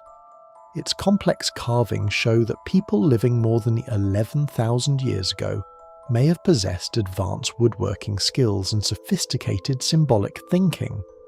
Even today, more than 130 years after its discovery, the true meaning of its symbols remains unknown. The statue continues to stand as a silent message from a lost world at the end of the Ice Age. What do you think the mysterious symbols on the Shigir idol really represent? A lost ancient language, a map of the prehistoric world, or a spiritual message from more than 11,000 years ago? Share your thoughts in the comments below. The Winnamaka Lake petroglyphs, located in the remote desert basin of northwestern Nevada in the United States, are widely considered one of the oldest and most mysterious rock carving sites in North America. Discovered in the 19th century but studied seriously only in recent decades, these enigmatic carvings are etched into large outcrops of volcanic basalt near the ancient shoreline of what was once Lake Lahontan, a massive Ice Age lake that covered much of Nevada during the late Pleistocene period. Today the area appears barren and dry, yet thousands of years ago it was a landscape of wetlands, shallow lakes, and fertile marshes that supported early human communities.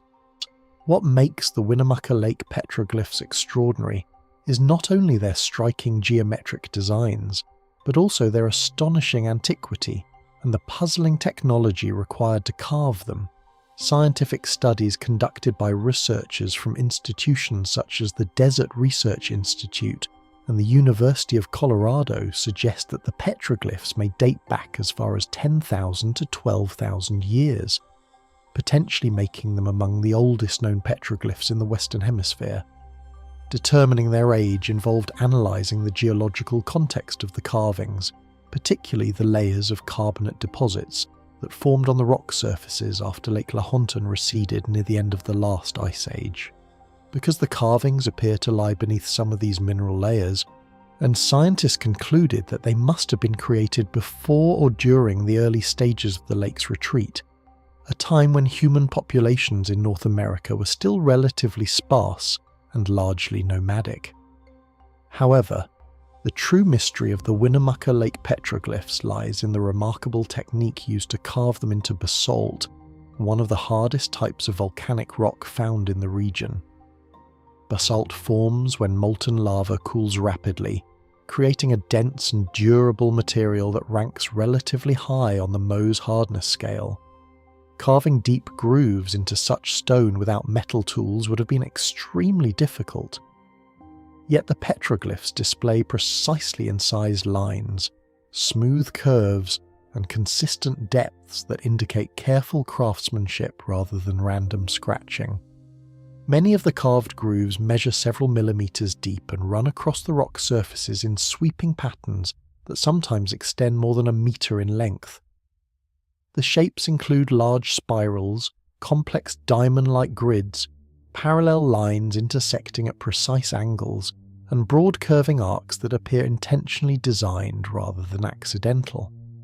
Archaeologists believe that the creators must have used stone tools harder than the basalt itself, perhaps made from materials such as chert or obsidian, repeatedly striking or pecking the rock thousands of times to slowly remove fragments from the surface.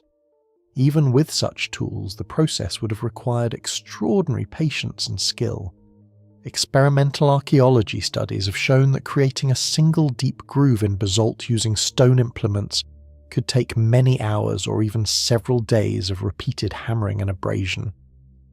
If the Winnamaka carvings were indeed produced entirely with stone tools, the total labour investment required to create the full set of designs may have amounted to hundreds of hours of work.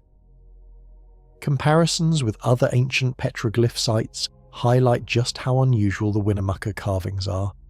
Many famous rock art sites in North America, such as those found in Utah's Canyonlands region or the Southwest deserts, typically feature shallower engravings made in softer sandstone surfaces that can be carved more easily. Even some of the earliest known rock art sites in Europe, such as the petroglyphs in the Vilcabamba Valley of Italy, were often created on glacially polished stone that had already been weathered smooth over thousands of years. In contrast, the basalt surfaces around Winnamaka Lake are rugged and dense, meaning the ancient artists were working with far more resistant material. The precision of the Winnamaka groove suggests deliberate planning and consistent tool control, something that challenges the common assumption that early hunter-gatherer groups lacked sophisticated carving techniques. In some places, the carved lines form repeating geometric motifs that appear carefully spaced and proportioned, raising the possibility that the artisans were following symbolic conventions or visual rules now lost to history. Archaeological surveys of the area have uncovered relatively few artifacts directly associated with the petroglyphs themselves, which adds another layer of mystery. Excavations conducted near the site in the late 20th and early 21st centuries identified scattered stone tools and flakes, but none can be definitively linked to the carving process. Without clear evidence of the specific tools used, researchers must rely on experimental reconstructions and comparisons with other prehistoric rock carving traditions. Some scientists have suggested that the grooves could have been made by combining percussion techniques with abrasion, first pecking the basalt repeatedly with a hammerstone and then grinding the surface with sand and water to smooth the edges. This method would produce the rounded and polished appearance observed in several of the Winnamaka grooves. The fact that the carvings maintain relatively consistent depth and width along their entire length implies that the artisans possessed a refined understanding of how their tools interacted with the rock. Equally puzzling is the abstract nature of the designs themselves. Unlike many ancient rock art traditions that depict animals, human figures, or hunting scenes, the Winnamaka Lake petroglyphs consist almost entirely of geometric shapes. Spirals, intersecting lines, and grid-like patterns dominate the surfaces of the rocks, forming a visual language whose meaning remains unknown. Some archaeologists have proposed that the designs could represent early symbolic systems related to territorial boundaries, ritual practices, or astronomical observations. Yet others have speculated that the patterns might be stylized maps of ancient shorelines or seasonal migration routes used by prehistoric communities living around Lake Lahontan. However, none of these interpretations has been conclusively proven, because the lake disappeared thousands of years ago and the cultural traditions of the people who created the carvings were never recorded in written form. The original context of the symbols has largely vanished. The geological setting of the site also provides clues about why this particular location may have been chosen for such labour-intensive carvings. During the late Ice Age, Lake Lahontan covered an area of more than 20,000 square kilometres and reached depths of several hundred metres in some basins. As the climate warmed and the glaciers retreated, the lake gradually shrank, exposing new shorelines and rocky outcrops. Researchers believe that the Winnamaka carvings were likely made near one of these ancient shorelines, when the rocks were newly exposed and relatively smooth from wave erosion. This timing would place the creation of the petroglyphs during a transitional environmental period, when human populations were adapting to rapidly changing landscapes across the Great Basin region. The Winnamaka Lake petroglyphs remain one of North America's most mysterious archaeological discoveries. Possibly more than 10,000 years old, they may be among the earliest symbolic artworks on the continent. Yet archaeologists still do not know who created them, how they carved the hard basalt, or what the geometric symbols truly mean. What do you think the mysterious geometric carvings at Winnamaka Lake were really meant to represent? An ancient language, a ritual symbol, or something we still cannot understand today? Share your thoughts in the comments below.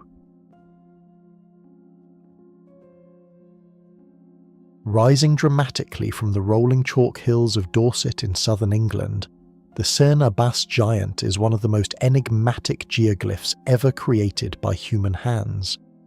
Carved directly into the hillside above the village of Cerne Abbas, the massive chalk figure depicts a nude man wielding a large club, his body outlined by trenches cut into the earth and filled with bright white chalk.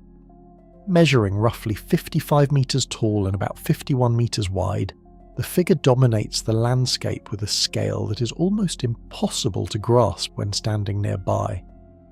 From the ground, the giant appears fragmented, its lines seemingly disjointed and irregular, but when viewed from a distance or from the air, the image resolves into a remarkably coherent and balanced human figure.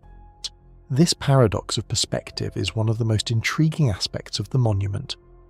The giant was designed centuries before the invention of aerial observation, yet its proportions appear carefully arranged, as if the creators understood exactly how the figure would appear across the slope of the hill. For archaeologists and historians, this raises a fundamental question. How could ancient builders design such a massive and proportionally accurate figure without the ability to see it from above? The physical construction of the giant reveals just how technically demanding the project must have been. The figure is formed by a network of trenches approximately 30 to 60 centimetres wide, cut through the thin soil layer covering the chalk hillside. Once the darker topsoil was removed, the brilliant white chalk beneath created the striking visual contrast that defines the figure today. However, creating these lines was not simply a matter of digging random grooves. The giant's body consists of long, sweeping curves and straight segments that collectively form a recognizable human silhouette. Maintaining correct proportions across a slope spanning more than 50 meters would have required precise measurement and careful planning. Even small errors in angle or distance could distort the entire figure when seen from afar.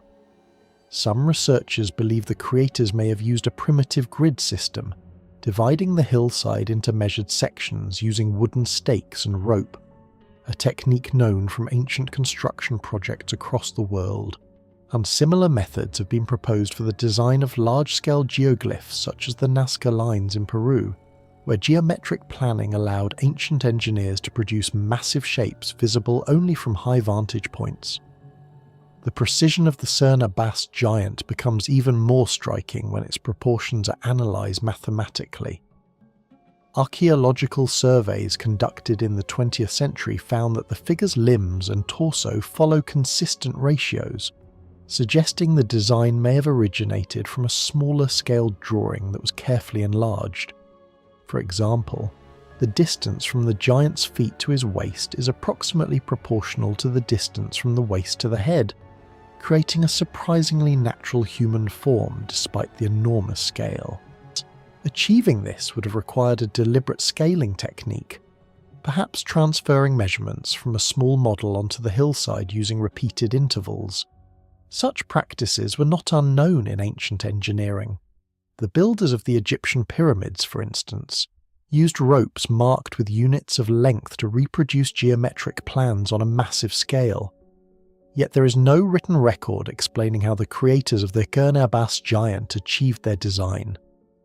The monument stands as a silent testament to a level of practical geometry and landscape planning that remains largely undocumented in early medieval Britain.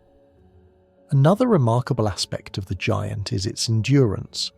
Chalk figures are inherently fragile because rain, vegetation and erosion gradually obscure the bright white lines. Thus, maintaining visibility requires periodic restoration, a process historically known as rechalking. Records indicate that local villagers regularly maintain the giant by cleaning the trenches and replenishing the chalk, a tradition that likely stretches back centuries. Without such maintenance, the figure could disappear beneath grass within a few decades. This continuous upkeep complicates efforts to determine the giant's true age. For a long time, historians believe the monument might date back to the Roman period, possibly representing the mythological hero Hercules because of the large club depicted in the figure's hand. Others propose that the giant could have been created in the 17th century as a political satire, perhaps mocking Oliver Cromwell during the English Civil War. The absence of early written references fueled these theories, since surprisingly few medieval documents mention the figure. However, modern archaeological science has begun to shed new light on the mystery. In 2020 and 2021, researchers working with the National Trust and the University of Oxford conducted extensive scientific testing on sediments taken from the giant's trenches. Using a technique known as optically stimulated luminescence, OSL, scientists analysed when grains of quartz in the soil were last exposed to sunlight.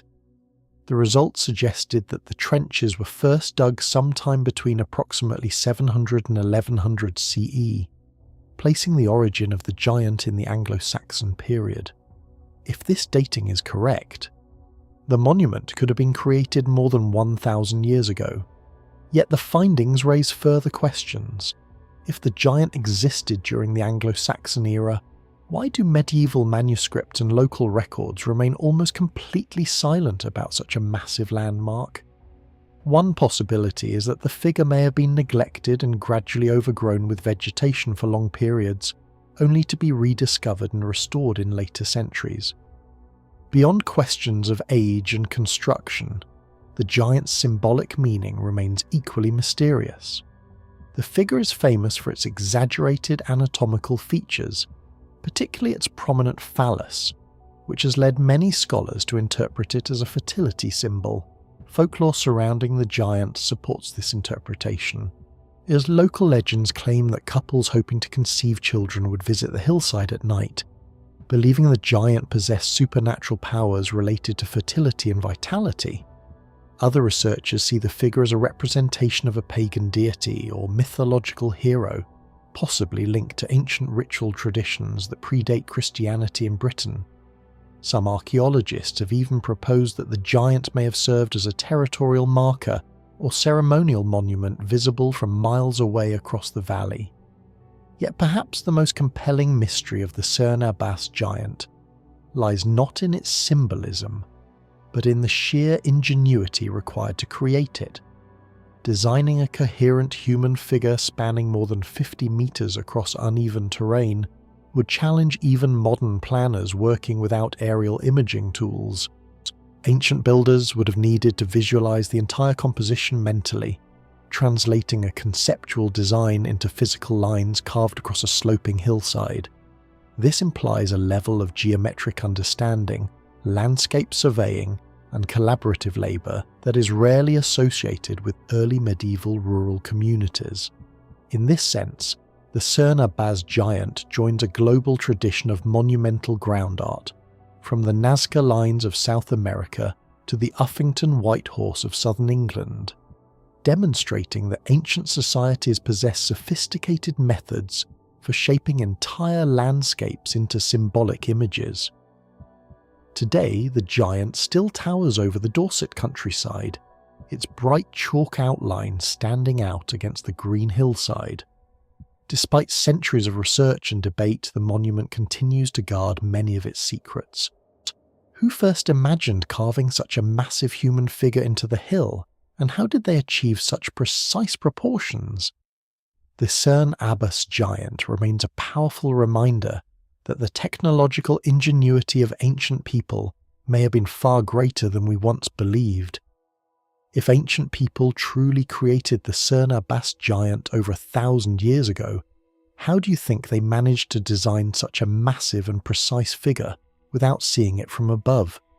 Share your thoughts in the comments below. Rising silently beside the small medieval church of St Mary in the quiet village of Rudston, East Yorkshire, stands one of the most enigmatic prehistoric monuments in Britain, the Rudston monolith. At first glance it appears deceptively simple, a single towering stone pillar planted firmly in the earth. Yet beneath that simplicity lies a puzzle that has fascinated archaeologists, geologists and historians for generations. Measuring approximately 7.6 meters, about 25 feet above ground, the Rudston monolith is the tallest surviving standing stone in the United Kingdom. However, excavations and geological surveys suggest that the visible portion is only part of the structure. Estimates indicate that another 1.5 to 2 meters may be buried underground, meaning the total length of the stone could approach 9 to 10 meters. With an estimated weight of around 40 tons, this enormous block of sandstone has remained upright for more than 4 millennia, enduring storms, erosion, and the slow shifting of the landscape since the late Neolithic or early Bronze Age, roughly around 2000 to 2500 BCE. Despite its imposing size, the true mystery of the Rudston monolith does not lie only in its height or age, but in a deeper question that continues to challenge modern researchers. The stone itself did not originate where it now stands. Geological studies conducted during the 20th century revealed that the monolith is composed of gritstone sandstone, a type of rock that does not naturally occur in the immediate Rudston area. Instead, the closest geological matches appear in the Cleveland Hills region of North Yorkshire, located approximately 15 to 20 kilometers away. This discovery dramatically transformed how archaeologists viewed the monument. If the stone did not originate locally, then prehistoric people must have deliberately transported an enormous 40-ton block across miles of terrain long before the invention of metal machinery, wheeled transport in Britain, or advanced engineering systems. To appreciate the magnitude of this challenge, it is helpful to compare the Rudston monolith with other prehistoric stone monuments. The builders of Stonehenge, for example, famously transported bluestones weighing several tons from the Preseli Hills of Wales, some over 200 kilometres away. Yet those stones typically weighed between 2 and 4 tons, far lighter than the Rudston monolith. Even the massive sarsen stones of Stonehenge, some weighing 25 tons, are still significantly smaller than Rudston's estimated 40-ton mass.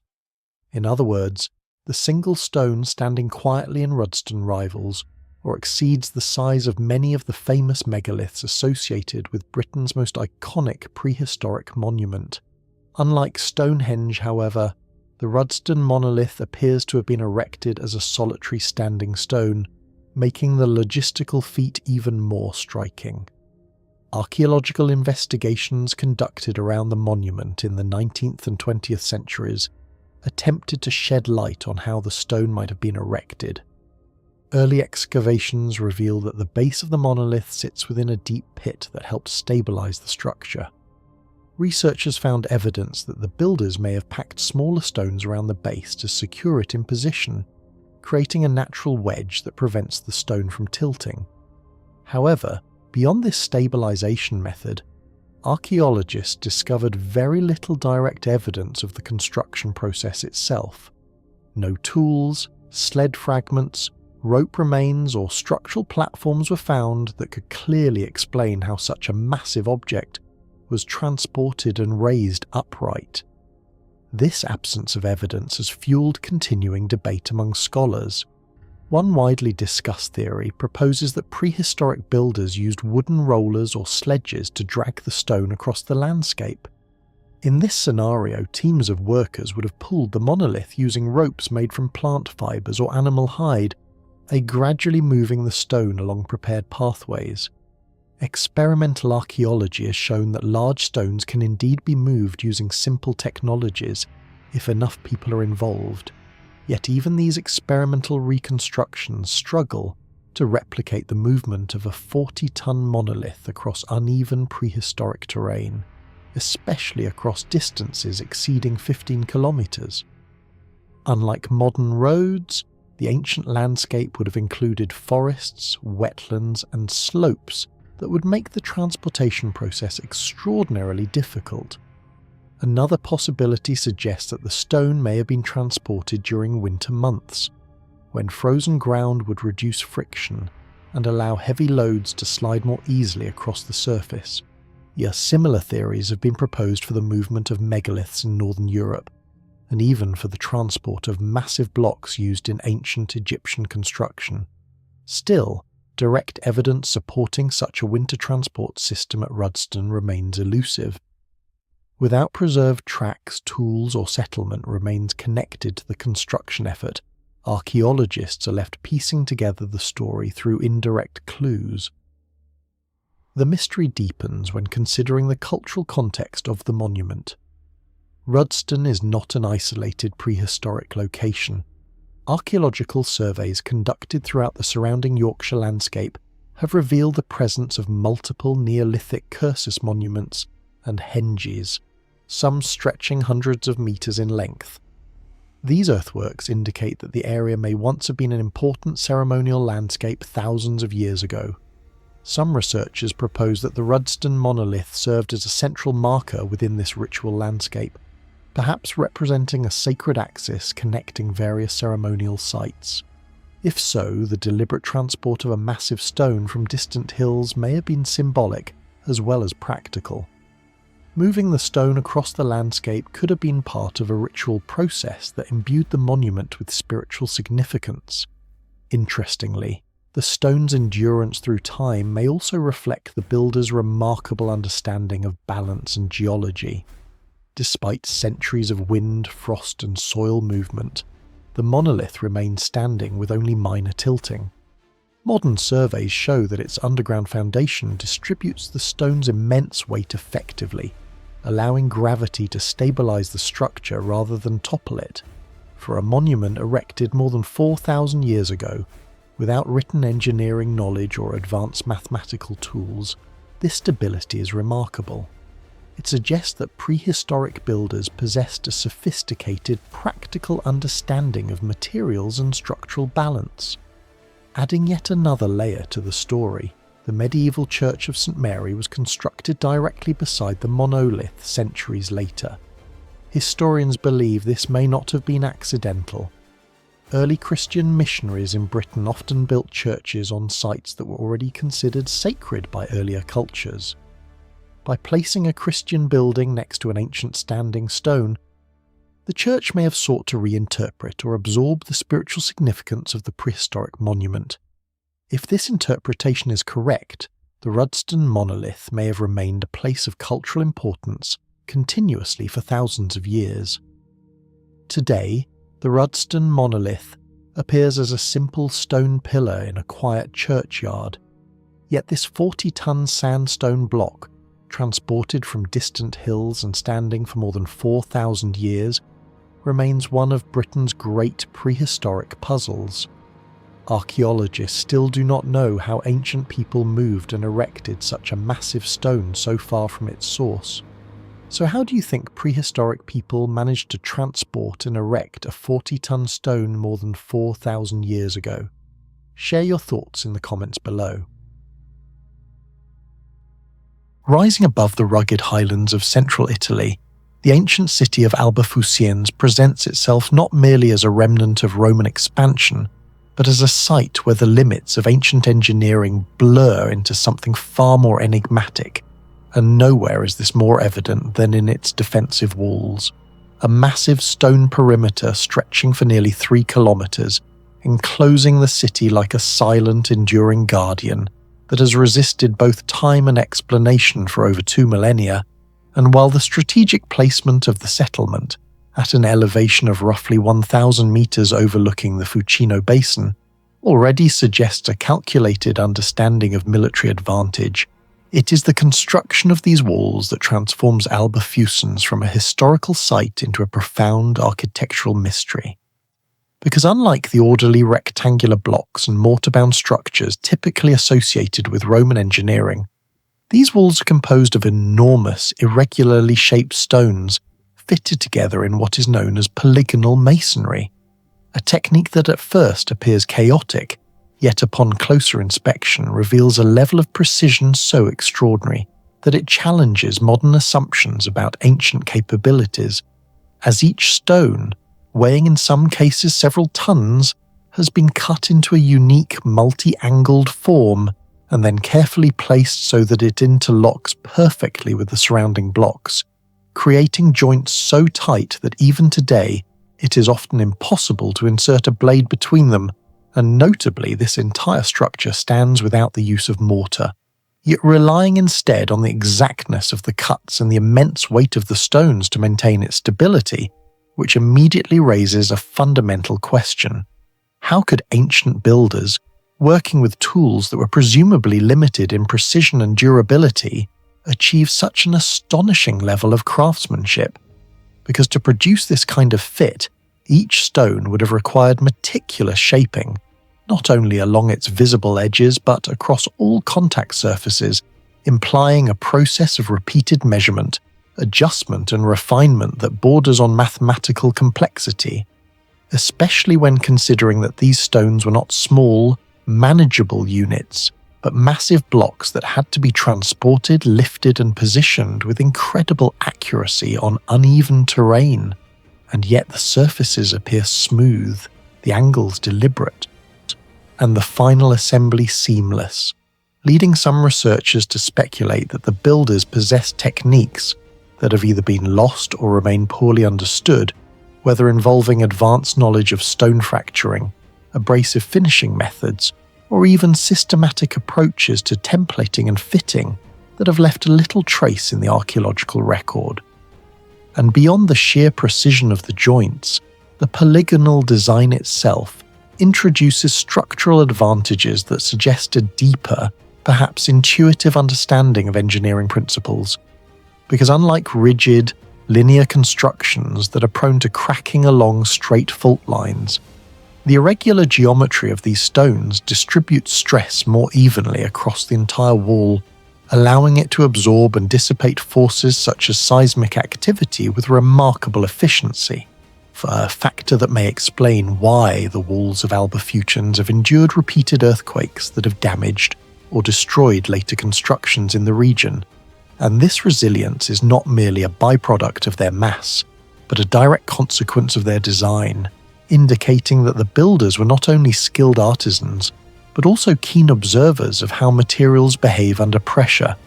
And yet, despite these apparent advantages, polygonal masonry did not become the dominant construction method in later Roman architecture, which instead favoured more standardised techniques such as opus quadratum and concrete-based systems, raising another layer of mystery regarding the origin of these walls, because while Alba Fucens is historically identified as a Roman colony, the style of its fortifications aligns more closely with a broader tradition of polygonal construction found in other sites across Italy, including Eletri Acropolis and Ferentino walls, where similar massive, precisely fitted stones form imposing defensive structures that appear to predate or exist outside the standard narrative of Roman engineering development, leading to ongoing debates among scholars about whether these walls were built by the Romans themselves, inherited from earlier Italic cultures, or represent a transitional phase in construction techniques that was later abandoned. And if the latter is true, then the question becomes even more intriguing, because it suggests that a highly effective and sophisticated method of building, one capable of producing structures of extraordinary durability and strength, was somehow lost or replaced, leaving behind monuments that modern engineers can admire but struggle to replicate with the same elegance and efficiency. And as one walks along the surviving sections of the walls, tracing the contours of stones that have remained locked in place for over 2,000 years, it becomes increasingly difficult to view them as merely functional defences, because they embody a level of intentionality and precision that transcends basic necessity, reflecting a culture or group of builders who approached construction not only as a practical task, but as a disciplined craft requiring patience, planning, and an almost intuitive grasp of geometry and material behaviour.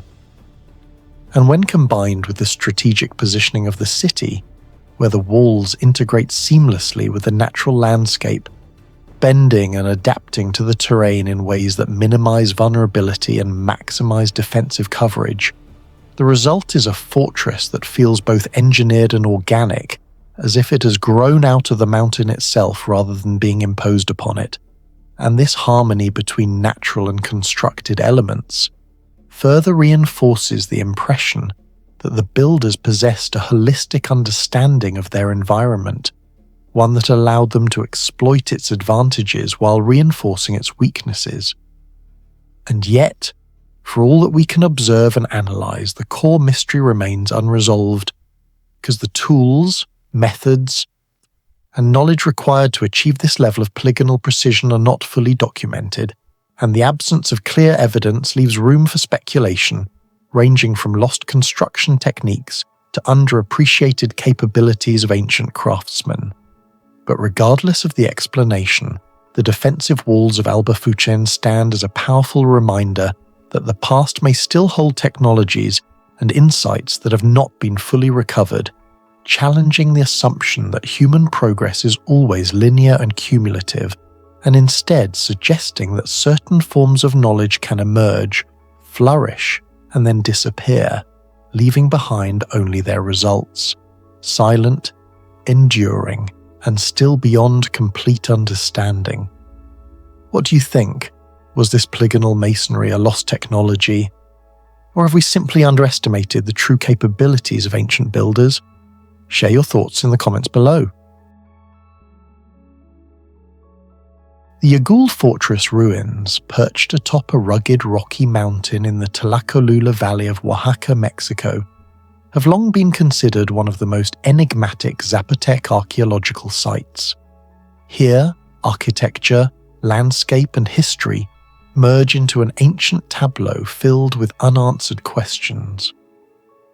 When visitors stand upon the collapsed yet imposing stone platforms of Yagul, the first impression they receive is the vastness of the valley stretching toward distant mountains, instantly revealing why this elevated position was chosen for a fortress. Yet upon closer inspection, a series of anomalies begins to appear. Although archaeologists have studied Yagul for decades, many questions about its construction techniques, functions, and reasons for existence remain shrouded in mystery. Yagul is not merely a ruin, it's a labyrinth of history, where conflicting theories, and above all, a testament to the technical sophistication of a culture seemingly far ahead of its time. The most perplexing and mysterious part of the entire site is the fortress, the defensive complex built on Yagul's highest summit. Here, the Zapotec left behind a fortification featuring thick stone walls, observation platforms, and sections of wall constructed from large stones fitted together without mortar, a technique demonstrating extraordinary engineering abilities that remain unexplained even today.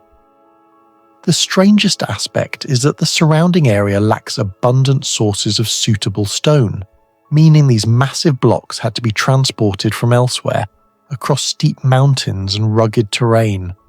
How did the Zapotec achieve this?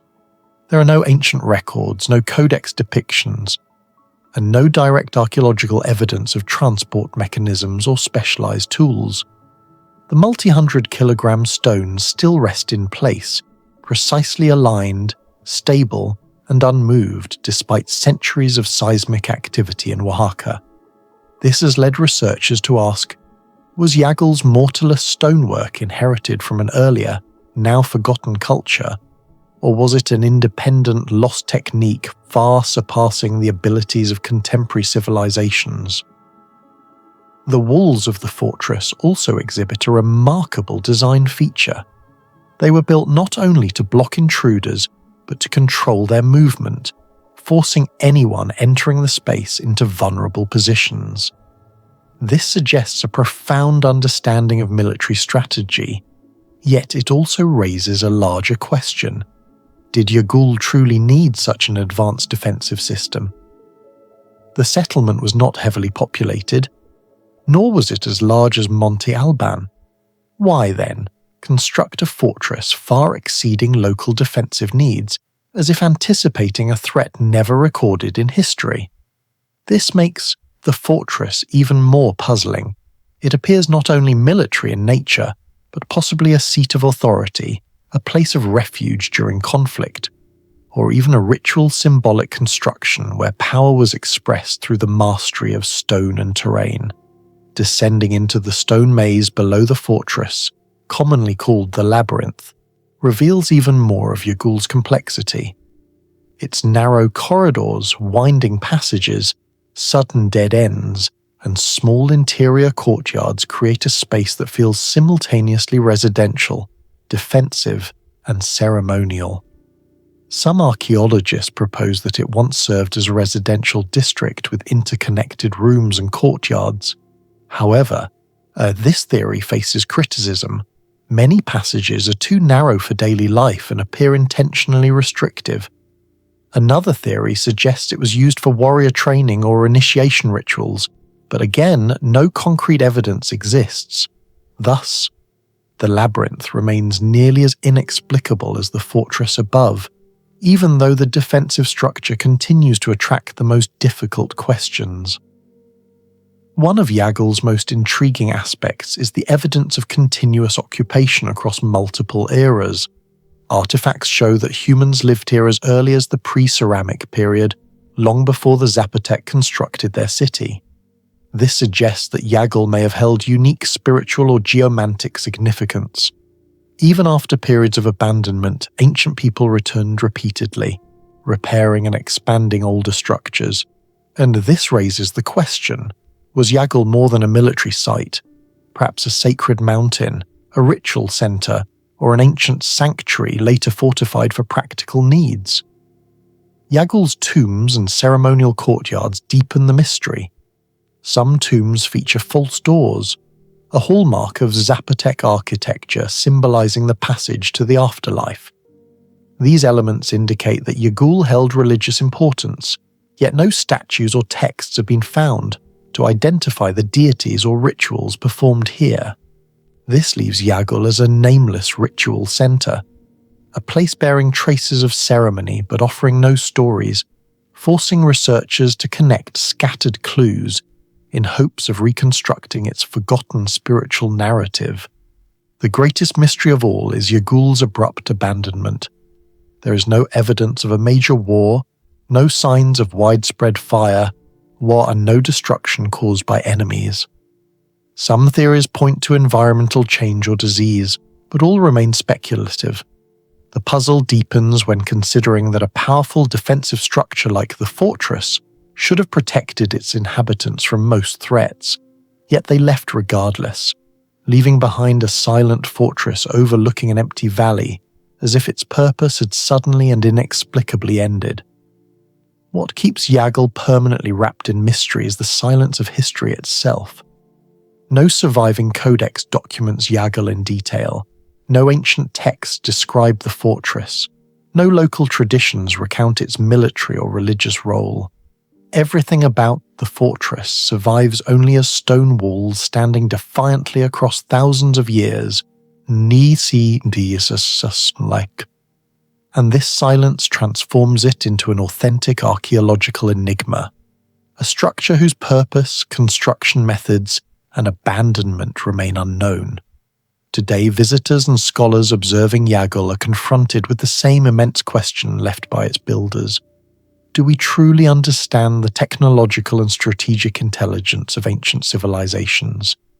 The Yagul fortress, with its mortarless stonework and oversized defensive layout, stands as a challenge to the modern world, a reminder that many secrets of human history remain unsolved, and that some sites, like Yagul, exist to show us that the past may have been far more ingenious and complex than we assume.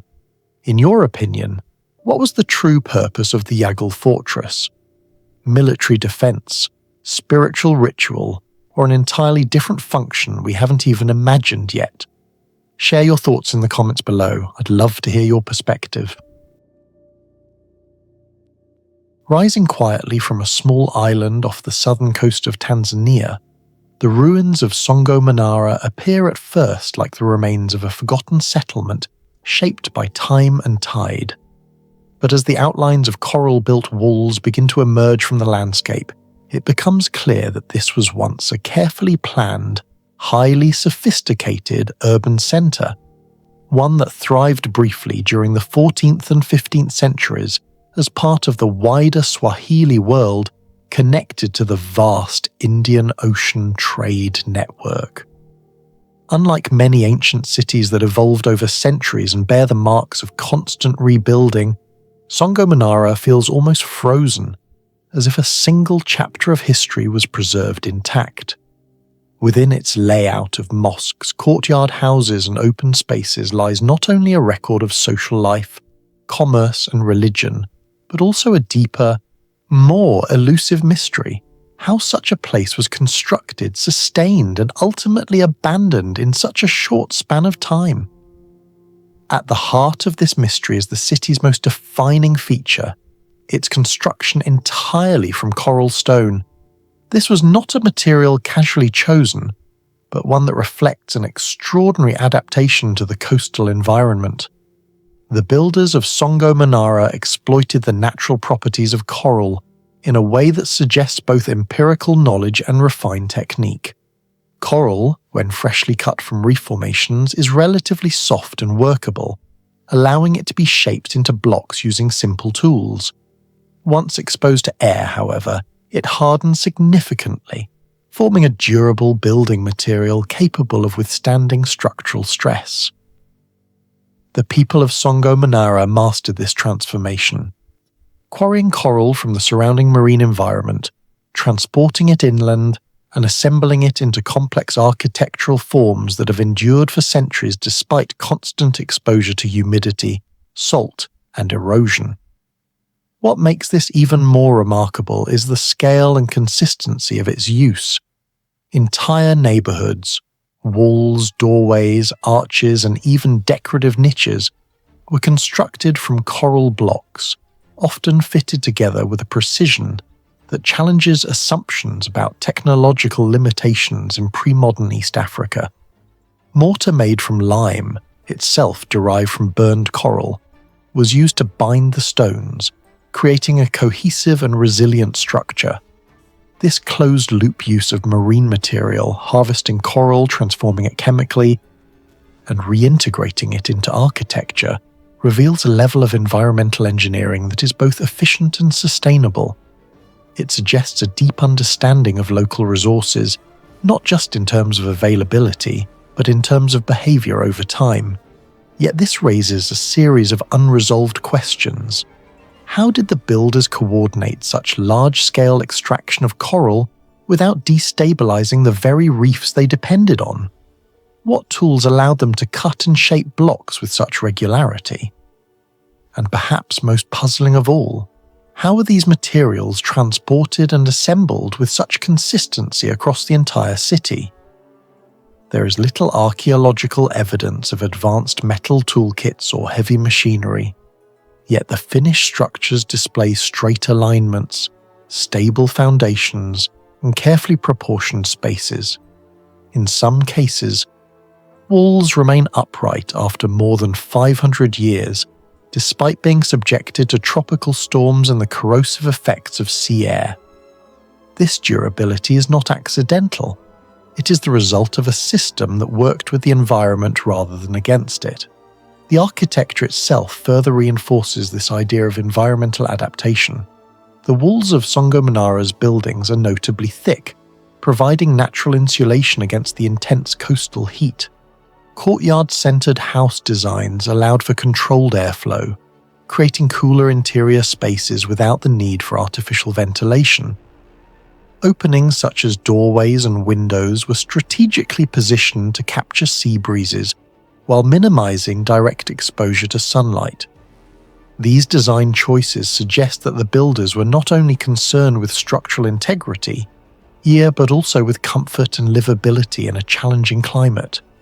The city, in this sense, was not just constructed, it was tuned to its environment.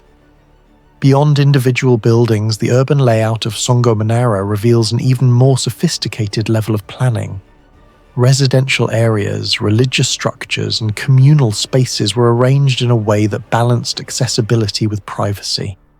Mosques were distributed throughout the city, ensuring that religious life remained central and accessible, while larger, more elaborate residences indicate the presence of social hierarchy and wealth concentration. Pathways and open areas were carefully integrated, allowing movement through the city without disrupting its internal organization. All of this was achieved using the same coral-based construction techniques, here reinforcing the idea that a single material system underpinned the entire urban fabric. And yet, despite this apparent mastery, Songo Manara was short-lived. Within roughly 150 years, the city was abandoned. There is no clear evidence of destruction, no widespread burning, no collapsed defensive structures, no mass graves suggesting conflict. Instead, the site appears to have been left behind with an almost deliberate stillness. Artifacts remain where they were last used. Coins have been found buried within floors, and the arrangement of rooms suggests that daily life was interrupted rather than gradually phased out. This sudden departure stands in stark contrast to the effort invested in constructing the city in the first place. Theories attempting to explain this abandonment often point to broader changes in the Indian Ocean trade network, shifts in political power within the Kilwa Sultanate, or environmental factors such as changing sea levels or resource depletion. But none of these explanations fully account for the speed and completeness of the city's desertion. If trade declined, why were valuable goods left behind? If political instability played a role, where are the signs of conflict? And if environmental changes made the location uninhabitable, how did such a carefully adapted system fail so quickly? In many ways, the coral stone itself becomes a silent witness to this mystery. It holds the imprint of human intention, the careful cuts, the aligned surfaces, the repeated forms, but it does not reveal the decisions that led to the city's rise or fall. Instead, it stands as evidence of a moment in time when a community achieved a remarkable balance between material, environment, and design. That balance, once lost, was never fully recovered in the same form. Comparisons with nearby sites such as Kilwa Kisiwani highlight both similarities and differences within the Swahili world. While Kilwa Kisiwani developed into a larger and more politically dominant centre, Songo Manara offers something rarer, a snapshot of urban life preserved with minimal later alteration. Its relatively short occupation means that its structures were not repeatedly rebuilt or modified, allowing archaeologists to study a coherent architectural and social system rather than a layered accumulation of changes. In this sense, Songo Manara is less a ruin and more a record, a physical document written in coral stone. Today, as researchers continue to study the site, new technologies such as ground-penetrating radar and detailed material analysis are beginning to shed light on aspects of construction and daily life that were previously invisible. But even as data accumulates, the core mystery remains intact. How did a society without industrial tools achieve such precision and durability using a material as fragile and unpredictable as coral? And why did a city built with such care and intelligence vanish so abruptly? Songo Manara challenges modern assumptions about technological progress. It suggests that innovation does not always follow a linear path, and that sophisticated solutions can emerge from deep familiarity with local environments, rather than from complex machinery. The coral stone walls, weathered but still standing, are not just remnants of a lost city. They are proof of a knowledge system that understood how to build in harmony with nature. And perhaps the greatest mystery is not how Songo Manara was built, but why such knowledge, once perfected, was allowed to disappear. What do you think caused such an advanced system of construction knowledge at Songo Manara to completely disappear? Was it environmental change, economic shifts, or something history has never recorded? Share your thoughts in the comments below.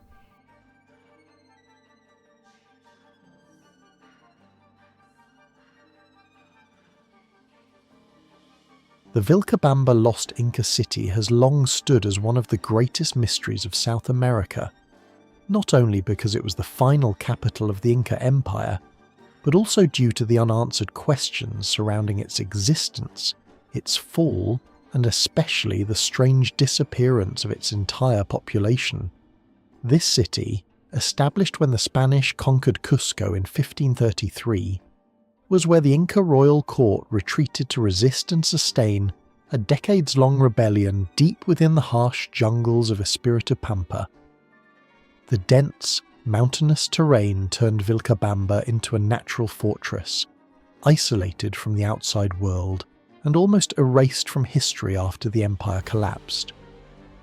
In your opinion, what could have caused Vilcabamba, the final capital of the Inca Empire, to vanish from history for so many centuries? Share your thoughts in the comments below.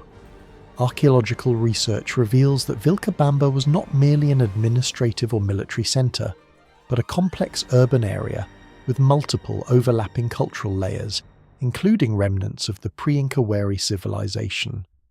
The strange blend of Inca architecture, Amazonian local building styles, and pre-Inca structures makes it difficult for archaeologists to determine how much of the city the Inca built and how much they inherited from earlier inhabitants. This ambiguity only deepens the mystery surrounding its past. Because of its deep jungle setting, Vilcabamba remained hidden under vegetation for centuries, causing explorers to misidentify its location for a long time. Hiram Bingham once believed Machu Picchu was Vilcabamba, but modern archaeology has proven that the true lost city lies in Espiritu Pampa, a far more remote valley. It was not until the late 20th century that researchers began to confirm the real location of Vilcabamba, revealing a story even more dramatic than the Spanish Chronicle suggested. However, the greatest mystery of Vilcabamba does not lie in its location or architecture, but in the complete and unexplained disappearance of its population after the Spanish defeated it in 1572. Historical documents describe Spanish forces entering the city and capturing the last Inca ruler, Tupac Amaru I. Yet beyond a few sparse accounts of the conquest, almost no records explain what happened to the thousands of inhabitants who once lived there. Most puzzling is that Vilcabamba shows no evidence of the widespread destruction the Spanish typically inflicted on Inca settlements. There are no signs of major fires, collapsed city walls, damaged temples, or mass killings. This raises the question, if they were not killed, then where did the people go? Some scholars theorize that the Spanish may have relocated the inhabitants to surrounding regions for easier control, but this does not explain the total absence of records about such an event, nor the lack of any new settlements corresponding to the former population of Vilcabamba. Another hypothesis suggests that, upon the city's fall, the inhabitants fled into the jungle and blended into local tribes. Yet this contradicts population estimates of several thousand, far too large a group to disappear without archaeological traces, especially in a jungle environment where long-term survival is difficult. Other researchers question whether a disease epidemic swept through the region before or after the Spanish conquest, drastically reducing the population and scattering the survivors, though this too lacks direct evidence. Archaeology at Espiritu Pampa does show interruptions in daily activity, but not enough to explain the near-instantaneous disappearance of an entire urban community. The disappearance of Vilcabamba's population has therefore become one of the most perplexing enigmas surrounding the Inca. A city that once served as the centre of resistance, with strong defensive structures and a strategic position, left no trace of its people's fate after its fall.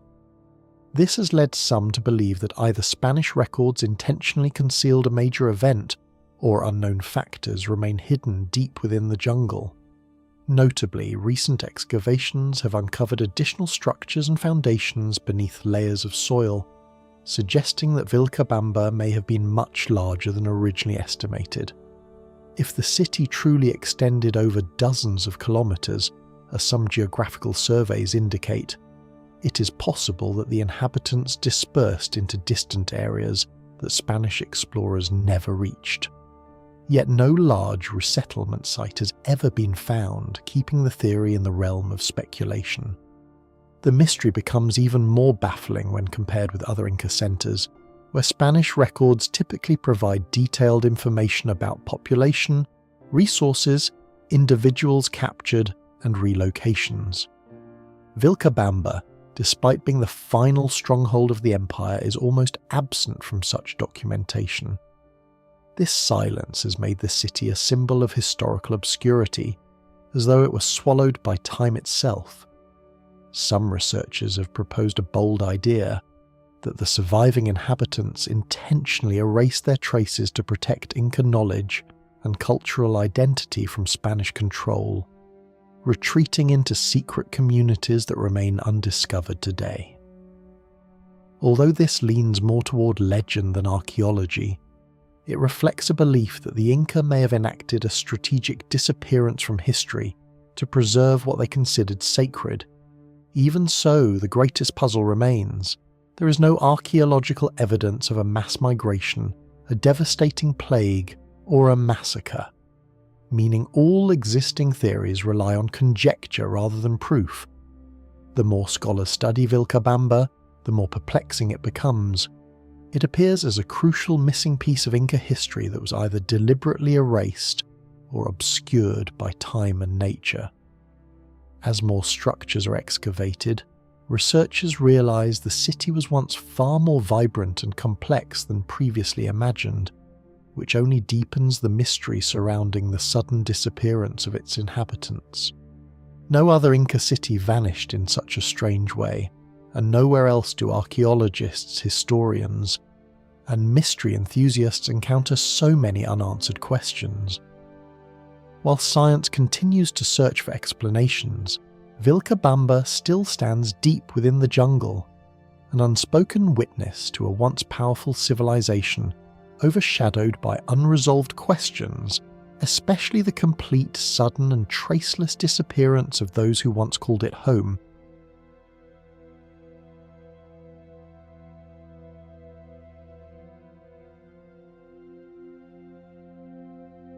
Rising from the arid basin of Turpan like a fossilized memory of human ingenuity, the Jiao ruins stand as one of the most extraordinary and enigmatic ancient cities ever constructed. Unlike the monumental stone cities of Egypt or the marble-built urban centers of Rome, Jiao was carved and shaped almost entirely from earth, yet it has endured for more than 2 millennia in one of the harshest environments on earth. Perched atop a long, narrow plateau flanked by steep natural cliffs on both sides, the city appears less like something built and more like something revealed, as if the landscape itself had been sculpted into a living settlement. This unique geographical setting not only provided natural defense, but also defined the architectural philosophy of the entire city. Jiao was not imposed on nature.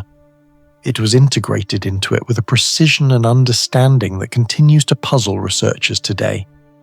Geographically, Jiao is located in the Turpan depression of Xinjiang, a region known for its extreme climate, scorching summers, freezing winters, and minimal rainfall. The city sits between 2 river channels that carved out a mesa-like formation, effectively isolating it and turning it into a natural fortress. This strategic location meant that the inhabitants did not need to construct traditional defensive walls, a striking departure from nearly all other ancient cities. Instead, the vertical cliffs served as impenetrable barriers, leaving only a few narrow access points that could be easily controlled. This alone suggests a sophisticated understanding of military strategy and environmental adaptation, but it is the construction methods within the city that truly elevate Jiao into the realm of ancient mystery. What makes Jiao profoundly unique is its almost exclusive reliance on earth, specifically rammed earth and carved loess, as its primary building material. Unlike civilizations that relied on stone blocks, fired bricks or mortar, the builders of Jiao worked directly with the plateau itself. Structures were not merely assembled, they were often excavated, carved or compacted from the very ground beneath them. Walls, streets, courtyards, and even religious complexes were formed by cutting into the earth and reinforcing it through a process of layering and compression. At first glance, this might appear primitive, even fragile. Yet the reality is the opposite. These earthen constructions have withstood over 2,000 years of erosion, temperature extremes, and desert winds. This raises one of the most compelling technological mysteries of Jiao. How did an ancient society, without modern engineering tools or chemical stabilizers, achieve such durability using a material as seemingly vulnerable as soil? Rammed earth construction involves compressing layers of soil within temporary forms, creating dense, load-bearing walls. However, the effectiveness of this method depends on a precise balance of factors: soil composition, moisture content, compaction pressure, and drying conditions. Even slight deviations can result in cracking, erosion, or structural failure. The builders of Jiao appear to have mastered this process to an extraordinary degree. The soil used was likely carefully selected and possibly mixed with organic materials or minerals to enhance cohesion, though the exact techniques remain uncertain. The uniformity and stability of surviving walls suggest a level of standardization and quality control that rivals much later construction traditions. Moreover, the integration of architecture with the natural topography adds another layer of sophistication. Instead of transporting materials across long distances, the inhabitants minimized labor by sculpting their environment. Entire neighborhoods were formed by carving out spaces from the plateau, leaving behind thick, supportive walls that were inherently stable because they were part of the original geological formation. And this approach not only conserved resources but also created structures that were naturally resistant to seismic activity and weathering. In a sense, Jiao represents a form of negative architecture, where the act of building is achieved through removal rather than addition. The endurance of these earthen structures is even more astonishing when considering the environmental conditions. The Turpan region experiences intense solar radiation, strong winds, and dramatic temperature fluctuations, all factors that typically accelerate the degradation of exposed materials. Yet Jiao's buildings remain remarkably intact. One possible explanation lies in the region's extremely low humidity, which slows down chemical weathering and biological decay. However, climate alone cannot account for the precision and resilience observed. The orientation of streets and buildings may have been designed to reduce wind exposure, while the thickness of walls provides thermal insulation, stabilizing interior temperatures. These features indicate a deep, empirical understanding of environmental physics, developed long before such concepts were formally studied. Beyond its construction techniques, Jiao also reveals a highly organized urban layout. The city is divided into distinct functional zones, including administrative areas, residential quarters, religious complexes, and burial grounds. A central axis runs through the settlement, with major streets branching off into smaller alleys. This level of planning suggests centralized governance and a shared architectural vision, as Buddhist monasteries and stupas found within the city indicate that Jiao was also an important cultural and spiritual center along the Silk Road. The presence of such institutions implies not only religious significance, but also the movement of ideas, technologies, and artistic influences across vast distances.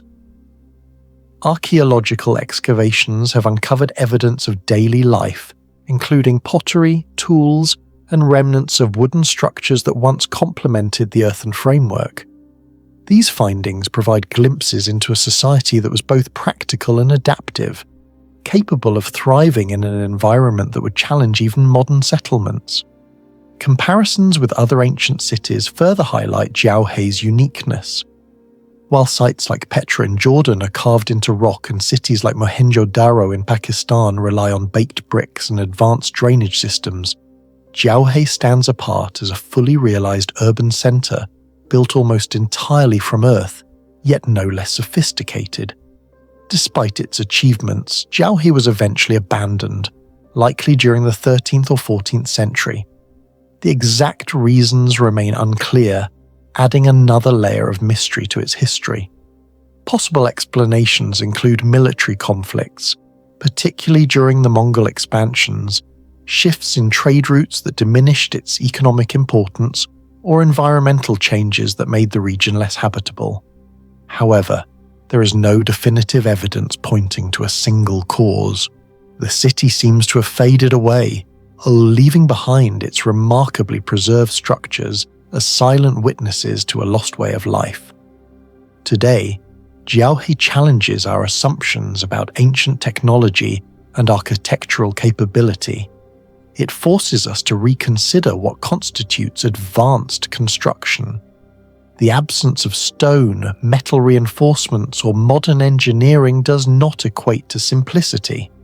On the contrary, the techniques employed at Jiao demonstrate a nuanced understanding of materials, environment, and structural integrity that is both elegant and effective.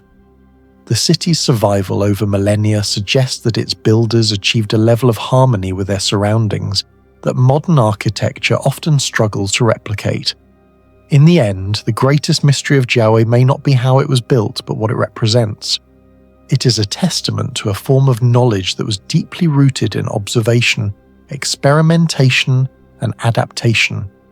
Knowledge that allowed an ancient civilization to transform fragile Earth into a lasting monument. As we continue to study and analyze the ruins, one question lingers. Have we truly surpassed the ingenuity of the past? Or are there still lessons hidden within these earthen walls that we have yet to fully understand? If you were a modern engineer, do you think you could accurately recreate Jiao's construction techniques using only earth and primitive tools? Share your thoughts in the comments below.